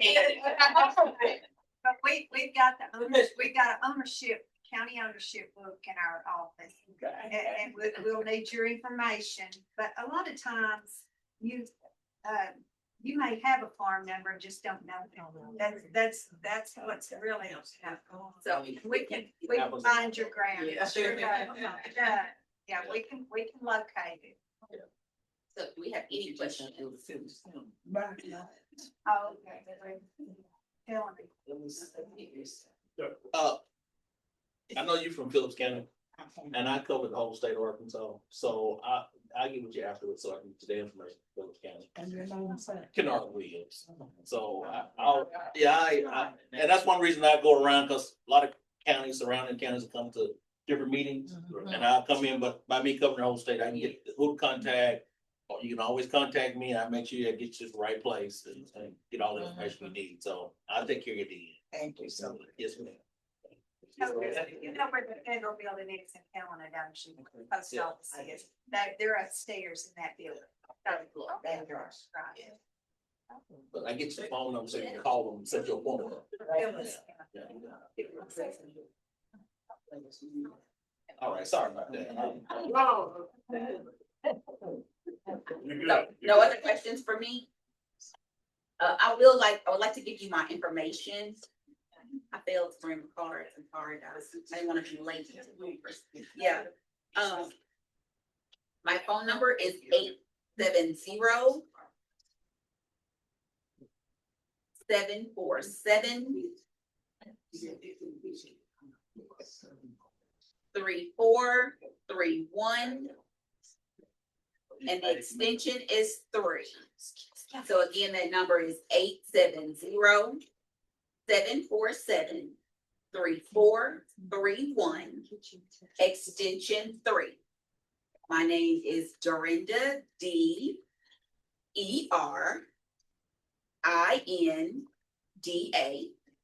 Last name is Applewhite, fruit and color. 870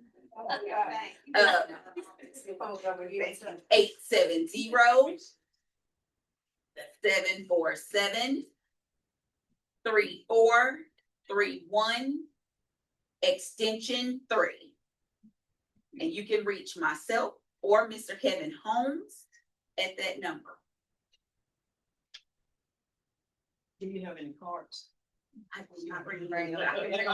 The thing, I'm here in this county, so I can bring them back to you. I definitely can. I'm so sorry, guys, but I didn't want to be late. Ma'am. Okay. Whatever. You got one. I can.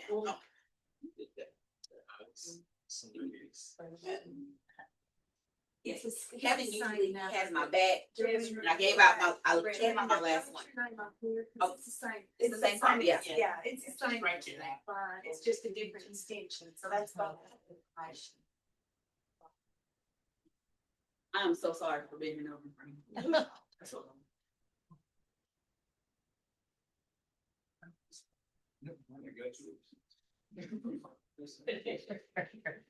Yeah, Dr. King is right over. He's gonna come in here. Yes, ma'am. I'm trying to wait. Yes, ma'am. There you go, there you go. I am. You're welcome, sir. This phone number here is the same number. You just hit extension 3. Thank you. Okay. And yes, ma'am. So, you know, the Say registrar right name on there, okay. office is on the end of our building. So it's in the middle of the work. My office is straight in the middle. Ms. Barbara's is on the right hand side. Welcome.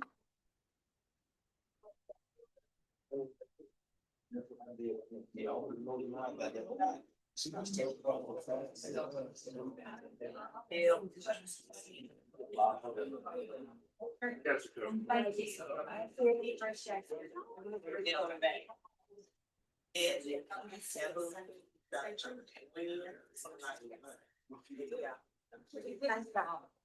Let me know if I'm doing right.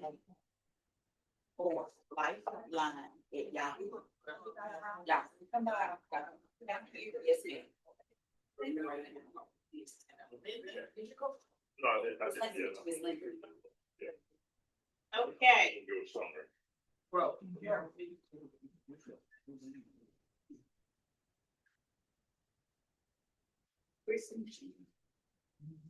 Thank you all. Thank you for having us. Thanks, guys. We're gonna, let Dr. King, step in for road development. If we have a representative here, that we can't do to it, Bruce. It's really, yeah. I mean, Sam, here, but Dr. King gonna step in. All right. Well, I'm gonna do this in more of a summary, on USDA rural development. And I will also, go back to the question that was asked online regarding the financing on solar farms. And I won't call them solar farms, or solo business enterprises, financing for solar, energy.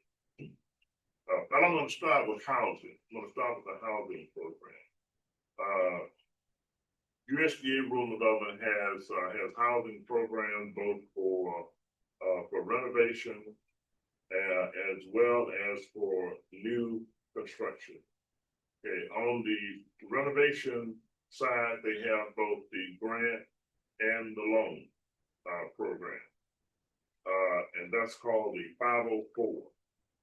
Now, the 504 program, you can get up to $10,000 in grant financing. Based on you meeting the eligibility requirement for that particular program. The other is on the loan side for renovation, and that's up to $40,000. Unless it's gone up some. I don't think it has not gone up any.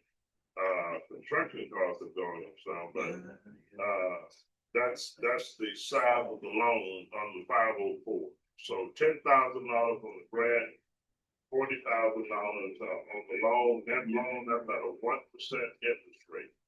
Again, meeting the eligibility requirements, you have to be at least 62 years of age or older for that particular program. That's on the 504, and there are income requirements as well, on that.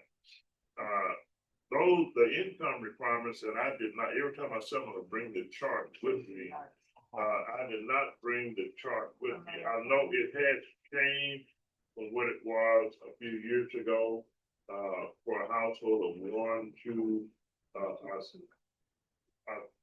3 individuals. And I'm looking at Monroe County now, and you have the different categories as far as income. For Monroe County, for one person, very low income is 37,000. Low income is 59,000. Moderate income is 119,000. Yeah, it just doesn't change. So it used to be a lot lower. It used to be a lot lower. Now that's a plus. That's a plus because at one time, I think for a household of one, it was like $8,000, 10 or more, $8,000. So with the level being higher now, and particularly the state of the economy is where it is, that's much better from the eligibility perspective on income. So if all of you have the sheet, those are the income based on household, number of people in the household, and it goes all the way across up to 8 individuals, as far as households. And when you look at the Monroe County income eligibility category, and again, in that 62 years of age or older is the age requirement. If you are disabled, I think if you meet the disability requirements, you don't have to be 62. Am I correct on that? Yes. On the disability. So if an individual is disabled, then you do not have to fall into that age category to meet the eligibility requirement age-wise. Age-wise, over 62 years of age or older. The other is the 502 program. The 502 program is for new construction on housing. That is up to $400,000+ now. One time I think it was 417,000 as being the maximum level for new construction under the 502 program. Again, income eligibility requirement, you'll be looking at the same areas on income requirements to be eligible for the 502 program loan-wise. Now, the other thing you have to look at, and on both the loan programs, it's still you have to meet the repayment ability of those particular loans in developing the application. So your ability to really pay the loan off, it's the 1% on the 504, or if it's the regular loan program. But on the 502, and the reason I say that, while it may be $400,000+ as far as the maximum amount of the loan, even in meeting the income categories, if you may not qualifying for $400,000+, meeting all the other requirements and everything else, you may not qualify for the maximum being $400,000 because you may not show the repayment ability of $400,000+ based on the time period to pay it off. But what you would receive, you would get notification on how much you qualify for. But so, well, while it's $400,000+, based on the information we have, repayment ability, you only qualify for $200,000. Now, we've worked with clients in a lot of cases, that's what it turns out to be, that they're only qualifying for $100,000+, or $180,000, and they were able to buy existing homes for less than that, than what they qualified for. So, amazingly, it seems that in a lot of cases, you look at the eligibility criteria, you look at, what you qualify for, but I always encourage individuals, look at what may be for sale in your local area and what it may be on the market for. And if you're going to apply and qualify for it, one of the ways if you want to definitely try to acquire that property, then I would encourage you to get at least an option to purchase that an individual without having to put out any earnest money. So, going into this program, but to get an option to buy, so this person saying, well, their intent is, or they're giving you the option to buy this house at this amount of money. And so to get in the application, we sort of got things locked in, or one of the dollar-based deals, make the application go through the process with the USDA rule of law. I know people ask about the credit score and all that. They do look at credit scores, and of course, there's an application fee as well that you have to pay when you are turning in your application. But they're not hard on credit score as you would be with the traditional lender. So it does not work the same with the bank and other lenders from that perspective. So I encourage individuals to have the conversation, with your RD individual, if you know that's a particular need in your area, either for renovation or for new construction, and elected officials as well, having this information, knowing we have this need in our areas, here where we want them to get to, and here are the individual agencies that can work with you, from that perspective. They also have the guarantee program as well. They have the guarantee program, same eligibility criteria, maybe a little bit different in certain ways with the bank who would be the customer with USDA that will provide the direct loan. But I'm just gonna say this, it may be faster, you may think it's faster in that way. But the best bet is gonna be rural development, interest rate wise, and the other subsidy bases that they can offer on that program to create the feasibility basis of that particular loan and the repayment ability. When I say subsidy, they say affordable housing. There are certain subsidies that's built into the whole process to how they do that lending as a whole. I'm going to stop at that as a summary part on that. Again, the RD person is here to answer any detailed questions from that perspective. Yep. I have a point. My name is Elton Hampton, and I'm here, retired from Price of Food for 36 years. I'm not interested in no loan. I'm interested in grant. My husband was ALCDC, so I retired to take care of him. And so that's why I'm interested in the grants, because I'm saying in the future, I think about doing a handicap bathroom for him. Okay. All right. And some other things in the house. So that's why I was investing in the grant. And I know also the income is still criteria. So get our money once a month. Okay. I understand. So that's what I'll be investing. Okay, well, let me say one thing. Those are one of the priority areas. So when you're looking at the grant for health and safety, and I did not mention that. So it's a handicap situation. You're looking at safety. I think we would probably put it in that category that you want to deal with a safety issue as relates to the household and you all living there. And there may be other things that relate to, safety as well, that makes it necessary for you, to get the grant. But that's the main category, one of the main categories, that grant program falls into, health and safety. So it sounds to me, I'm not making a judgment call on it, but I'm just saying, I didn't give reference to that on the grant side of the program, health and safety within the context of the household itself, and how they look at prioritizing and dealing with the $10,000 grant. Okay. And my question would have been, is it mandatory to get the loan in order to get the grant, or could you just focus on the grant?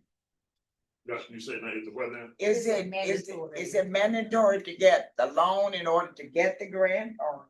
No. Good. No, it is not mandatory that you get the loan in order to get the grant. Okay. The reason I referred back to the health and safety basis of it, it sounds like what she was saying, that I have a safety issue in my house, with my husband and myself. And this is where I really need to get done to address that safety issues as it relates to the bathroom. Okay. So that's why I went to that from that perspective, but you don't have to get the loan in order to sign. They just sign up just for the grant. So who do we talk to, or how can we sign up for the grant? This guy right over here. I'm just talking, I'm just a mouthpiece again. Yeah, okay. Yeah. You can raise your hand again. Yeah, this would be the USDA rural development representative. Anything in reference to that, and then getting the information, and any information he can pass out to you, as for their getting back in contact with him, are the office that you would need to talk with in more detail. Again, back to say, look, we gotta have some one-on-one on this. We can't just do all this. Right. We understand that. We understand. And he's just not serving Monroe County. He can help Phillips County, right? Yes, he can. He covers Phillips County. He can deal with you in Phillips County, Monroe County, St. Francis County, as well. Yes. Is he located in the Bar City home?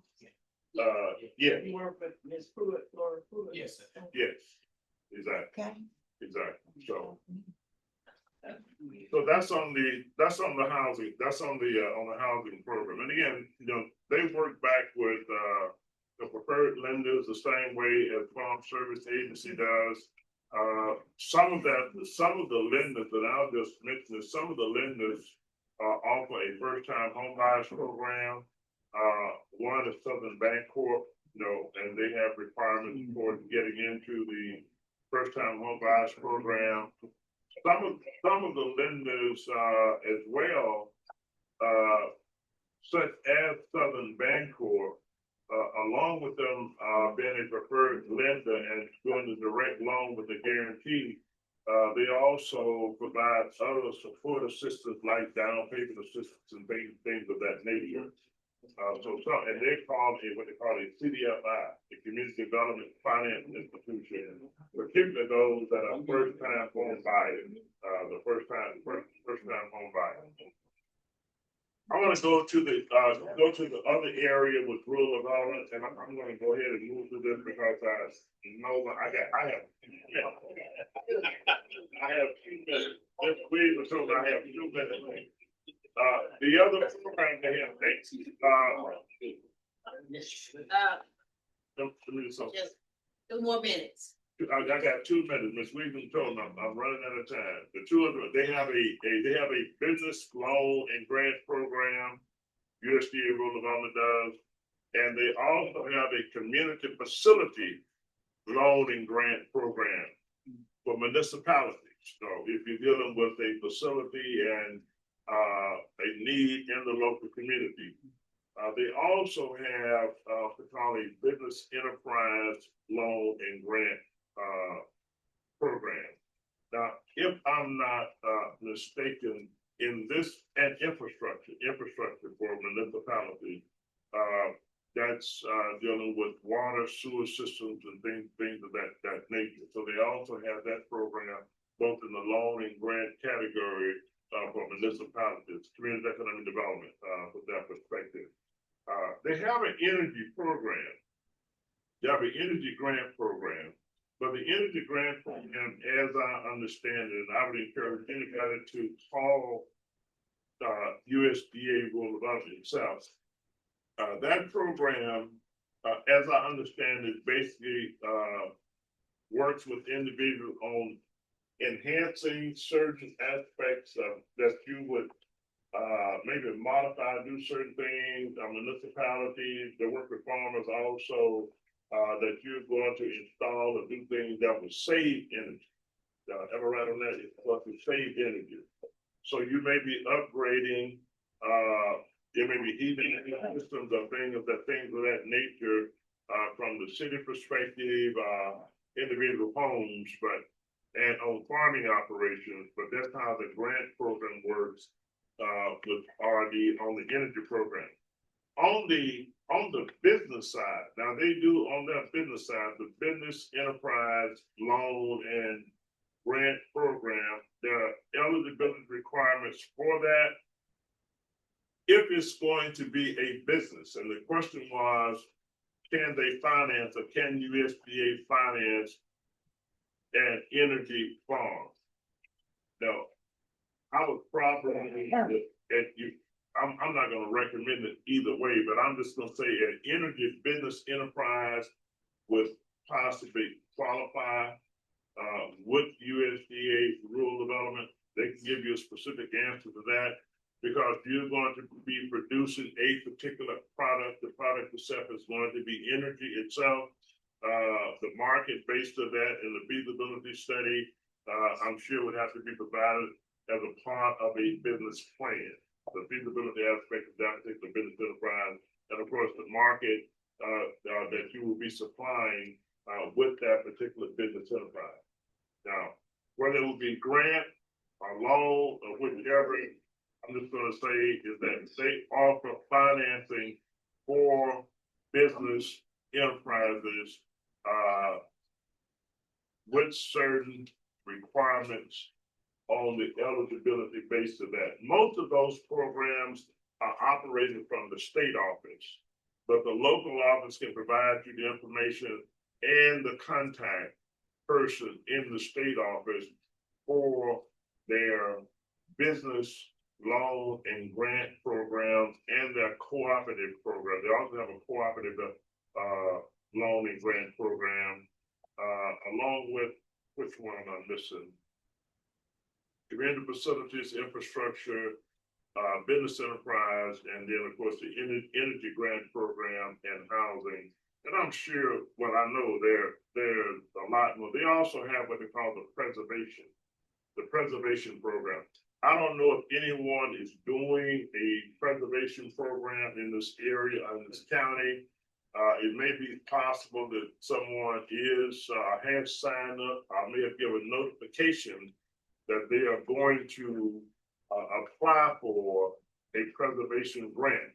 Now, normally it is nonprofits that operate those programs on the preservation program side.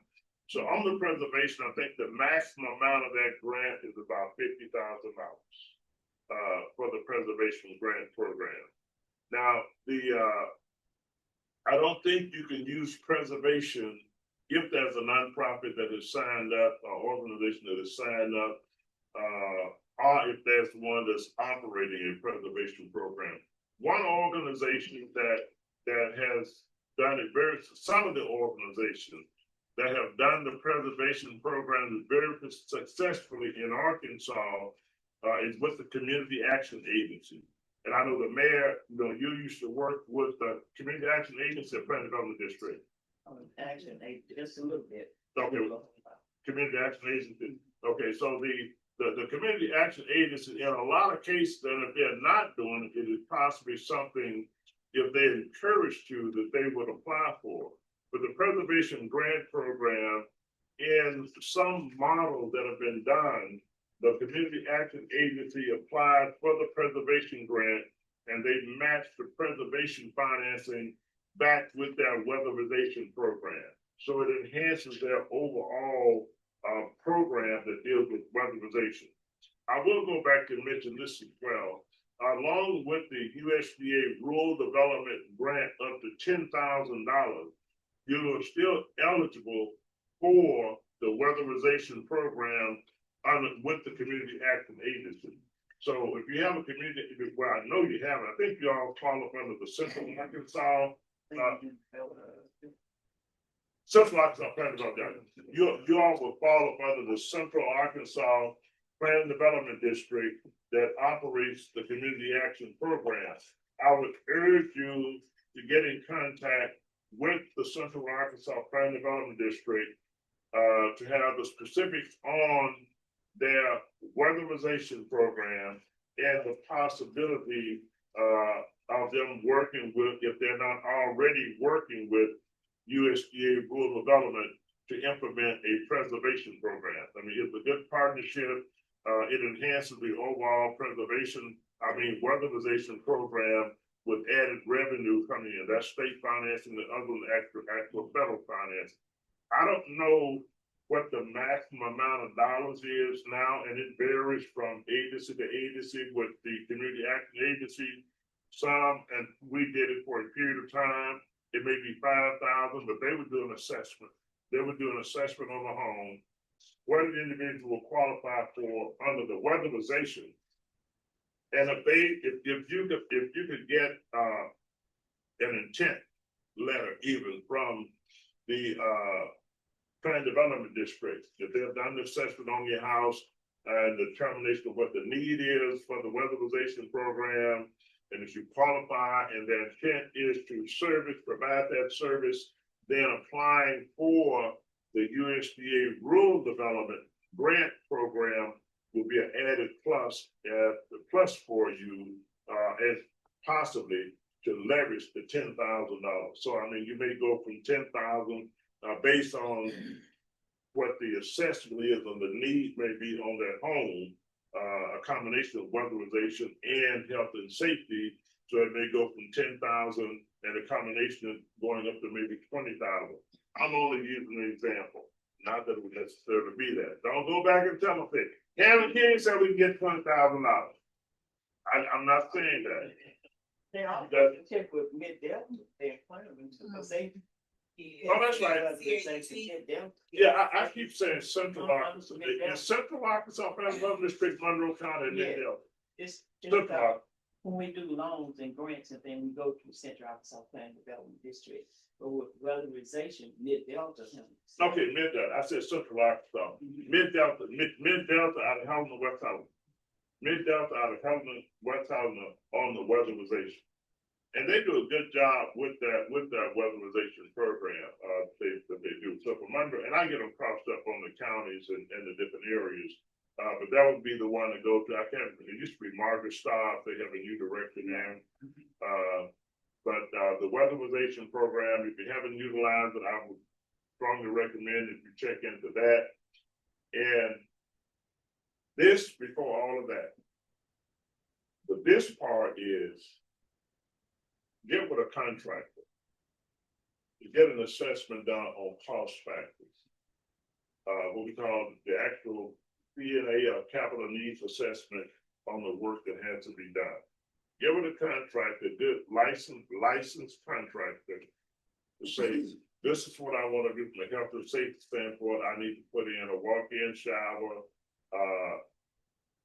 We're going to apply for the finance. I know you know exactly what my cost is going to be on to put the walk-in shower in. That's one.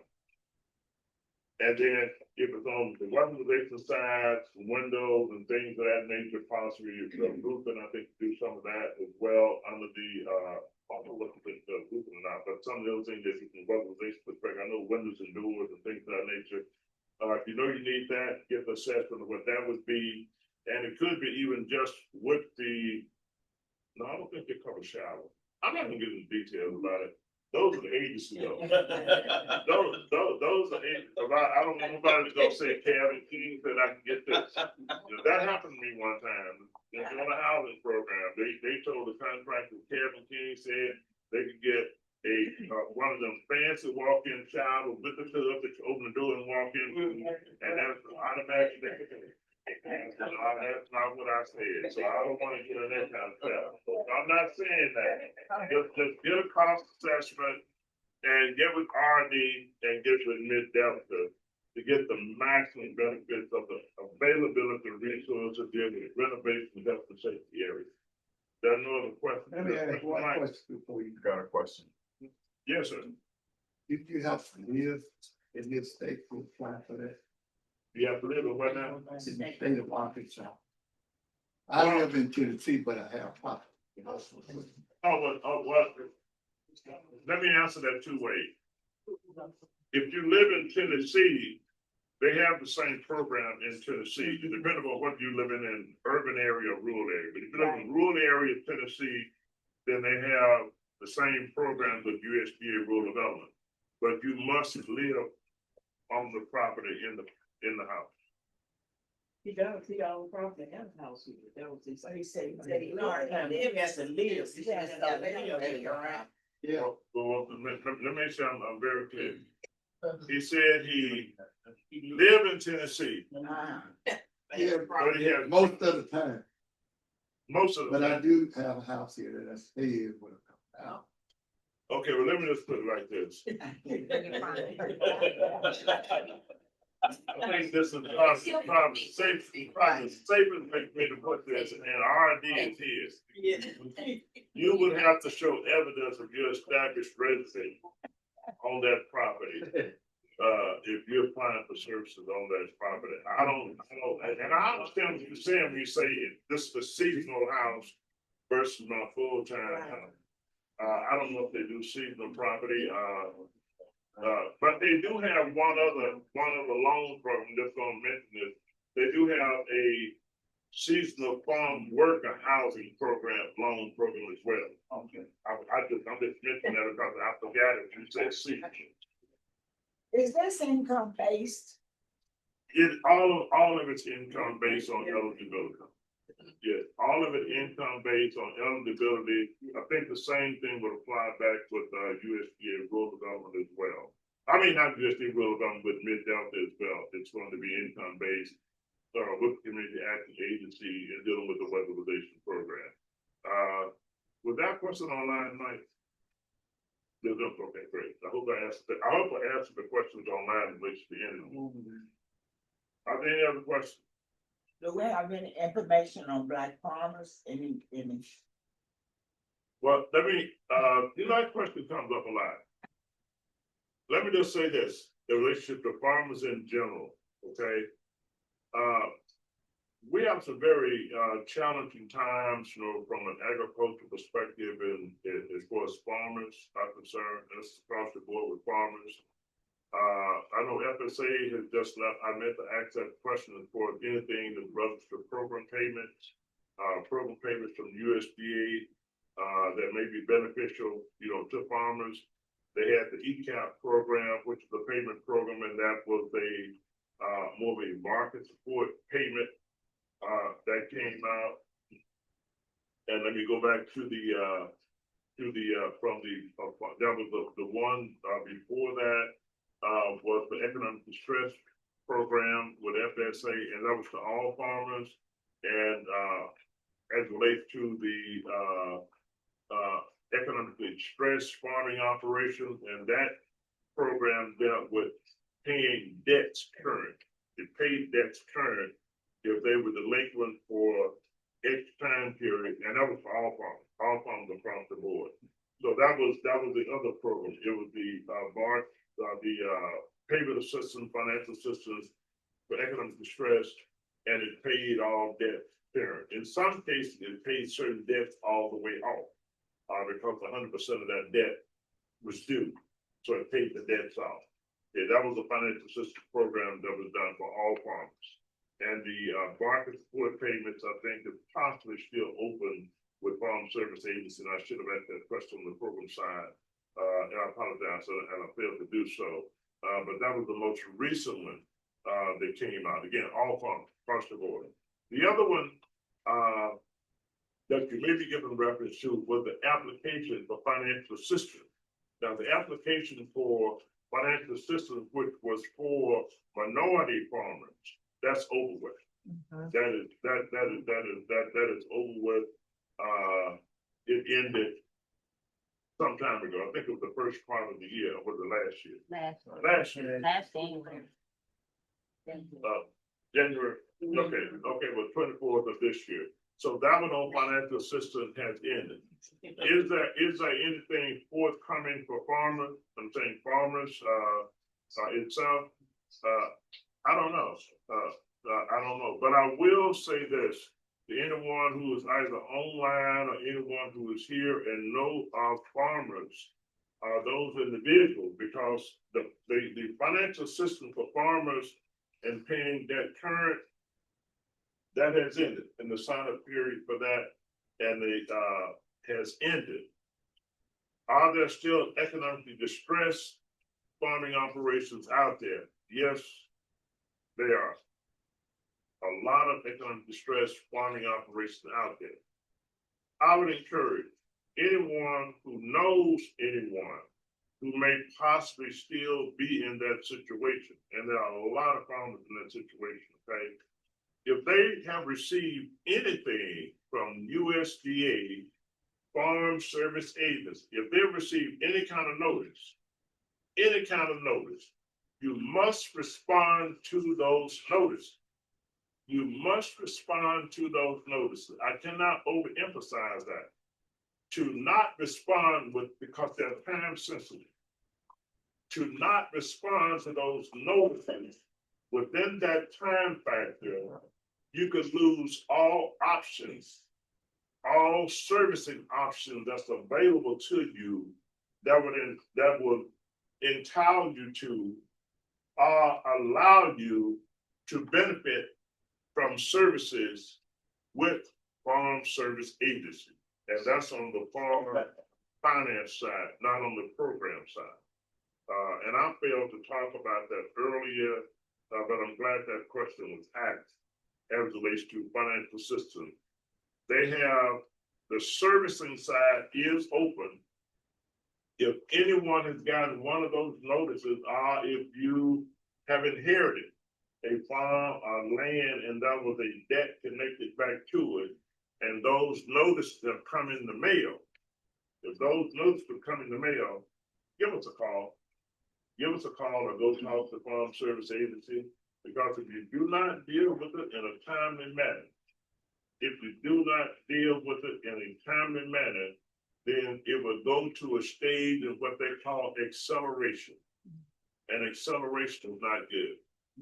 Acceleration basically means that you are basically losing or lost your options and the benefit. You understand what I'm saying, man? Okay, you're gonna lose the service. So if you know anybody, somebody says something about it, concerned about it, don't ignore it. Do not ignore those notices at all. Many folks say, well, maybe something's gonna happen sooner or later. I'm sure something's gonna come available. It doesn't matter. Something else may occur sooner or later, but you gotta do that first to keep things in place until those other things happen. I mean, something gonna happen, but it won't be in your interest if you don't deal with that paperwork. Something definitely gonna happen. It's gonna happen. That's been going on since the 70s. It's been going on. It's not new. It's not coming. So when they come up with this, it's been going on since the 70s. And henceforth, okay. But thanks for that question. This is the end of our, okay. You want to see if coming right have that comments? No, I'm sorry. You gotta come in. I don't have any comment. I'm just here supporting. I do cover the whole state of Arkansas. So if y'all need anything or have any questions about anything outside of this county, Dorinda will take care of you in this county. But if you have any questions, I think I got the information for you for Helena, because I do know other counties usually come to these meetings. So I do cover the whole state and provide you that information. So maybe you feel like you don't get everything you need, always call me. I make sure you get what you need. I want to make one other announcement, and particularly those that may be online. I think this is some e-letters out on this may not have. There's going to be a farm tour tomorrow. It's going to be at PJ Haney's farm. He's an outstanding farm operator. He also owns and has a rice processing plant in Pine Bluff, Arkansas. He's the only African American, I think, in the nation that has such an operation. And I would say from, farm to table, from a processing perspective. So, I would encourage, I know we have, our staff and all is going to be there, and I would encourage anyone, if you haven't seen one of those tours, it's something to see on farming operations. And if you're not farming, if it's something that you really want to see, a very serious farming operation, you need to go to this tour. They have outstanding tours. He's an outstanding farmer as well, and that'll be something to learn. Something like that. Yes, it's gonna be. I don't know the check the pull up and give you the exact location.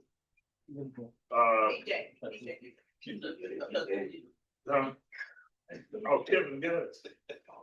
Yeah. You got it. You got it. Oh, Information for tomorrow? Yeah, for tomorrow. Yeah, I got it. 1230 Blue Rock Road. 12:30 Hold Blue on, Rock. hold on, I think it changed it all the time. Blue one is the time. They changed it. So all time. No, it changed for all time. Yeah. That's one of them.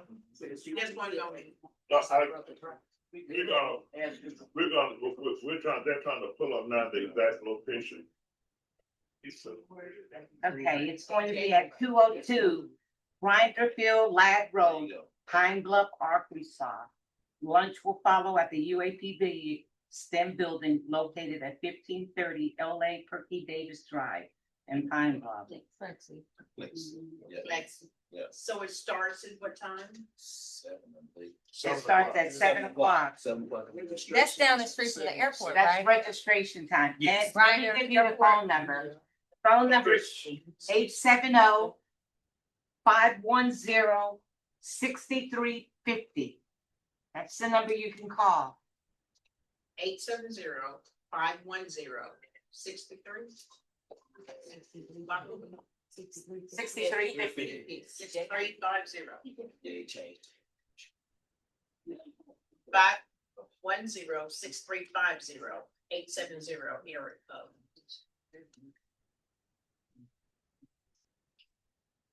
They're also going to be doing drone demonstrations, how drones are used in agriculture, production agriculture.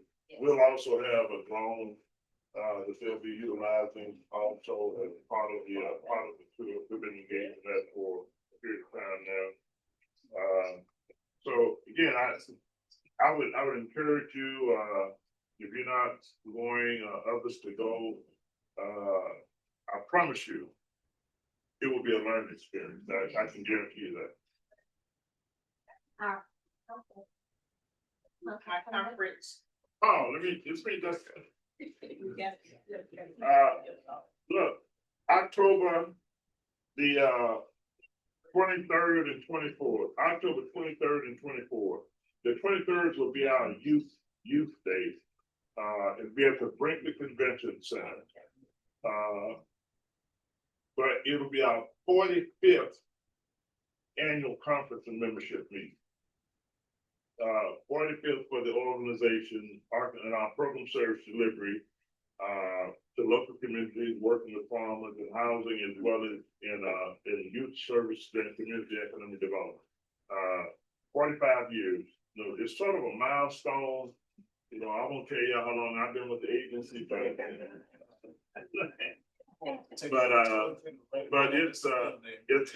it's a milestone for the organization, and I really would encourage you to come and be a part of that celebration, particularly on the 24th. That's our membership meeting day, and to encourage the youth or the parents who have youth to have them there on the 23rd. The 23rd is primary youth. Youth, and a part of that is, of course, we have one of our youth right here that has been participating in it since she was about 13 years. She still participates. as a judge, so now. But, on that day, we have an oratory for leadership, day for the youth to speak, to certain particular areas that they have as relates to, their leadership capabilities and the futuristic basis of them being a part of USDA, rural development, their career occupational areas and goals. Then, of course, on that second day, on the 24th, well, one of our keynote speakers that's been invited, we don't know where that is yet, is the Secretary of Agriculture. So we do anticipate on having Washington DC participation in that, along with our state agency representatives and leadership from the state level and the local level, regional and county resource peoples to be there to do even more and to talk about even more availability of resources, how to access those resources, and option to network with other individuals and a panel discussion we'll have also with some leaders, both in agriculture as well as community economic development. Did I cover everything? Well, that's it. You did. That's it. Thank you. Thank you. USDA can't say thank you enough. And all of you who came to help today, we want to thank you. And you all have a safe trip back home. Thanks. Thank you.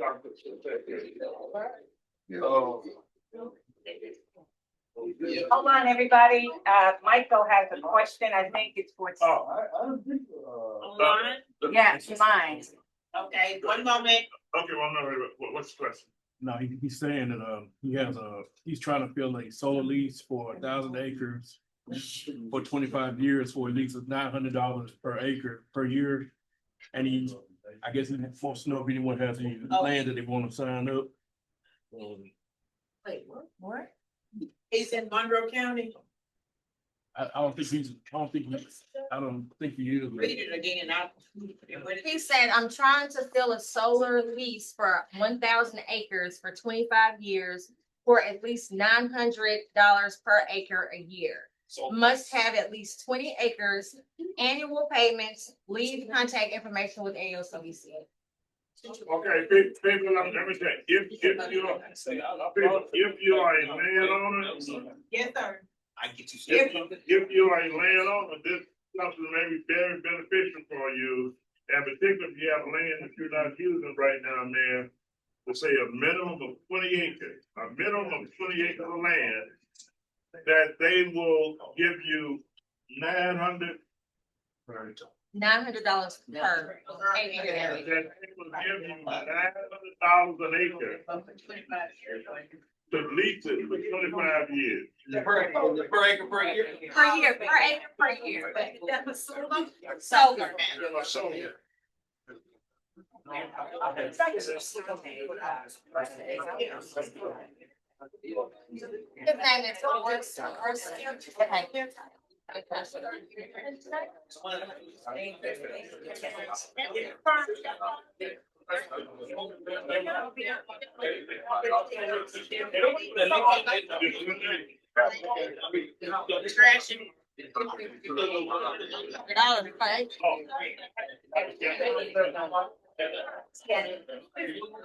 His name is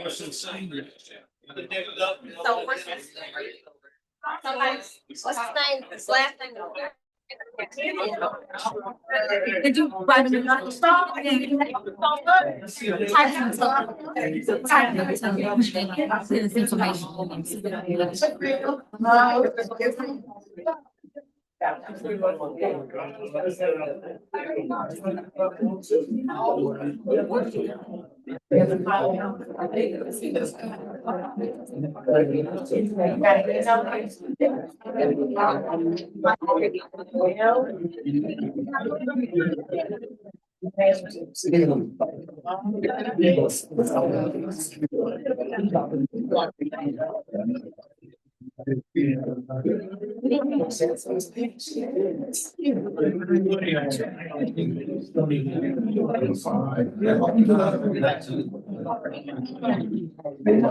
But I used to work.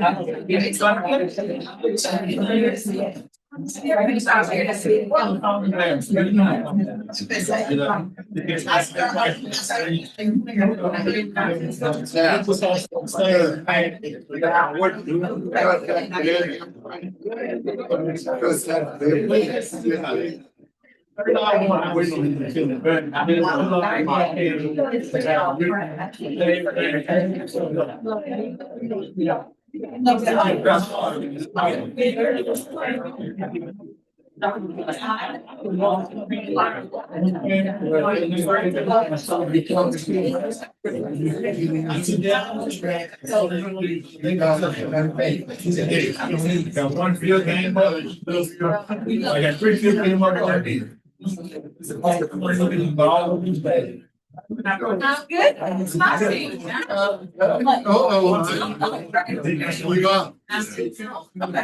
that. He good.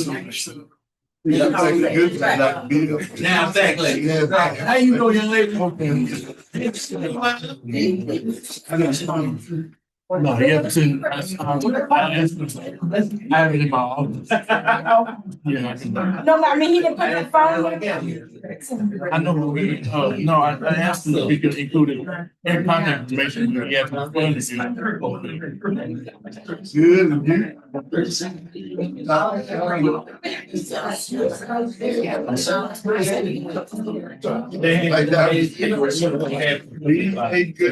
He ought to be good. Yeah. I told you that. Hello, brother.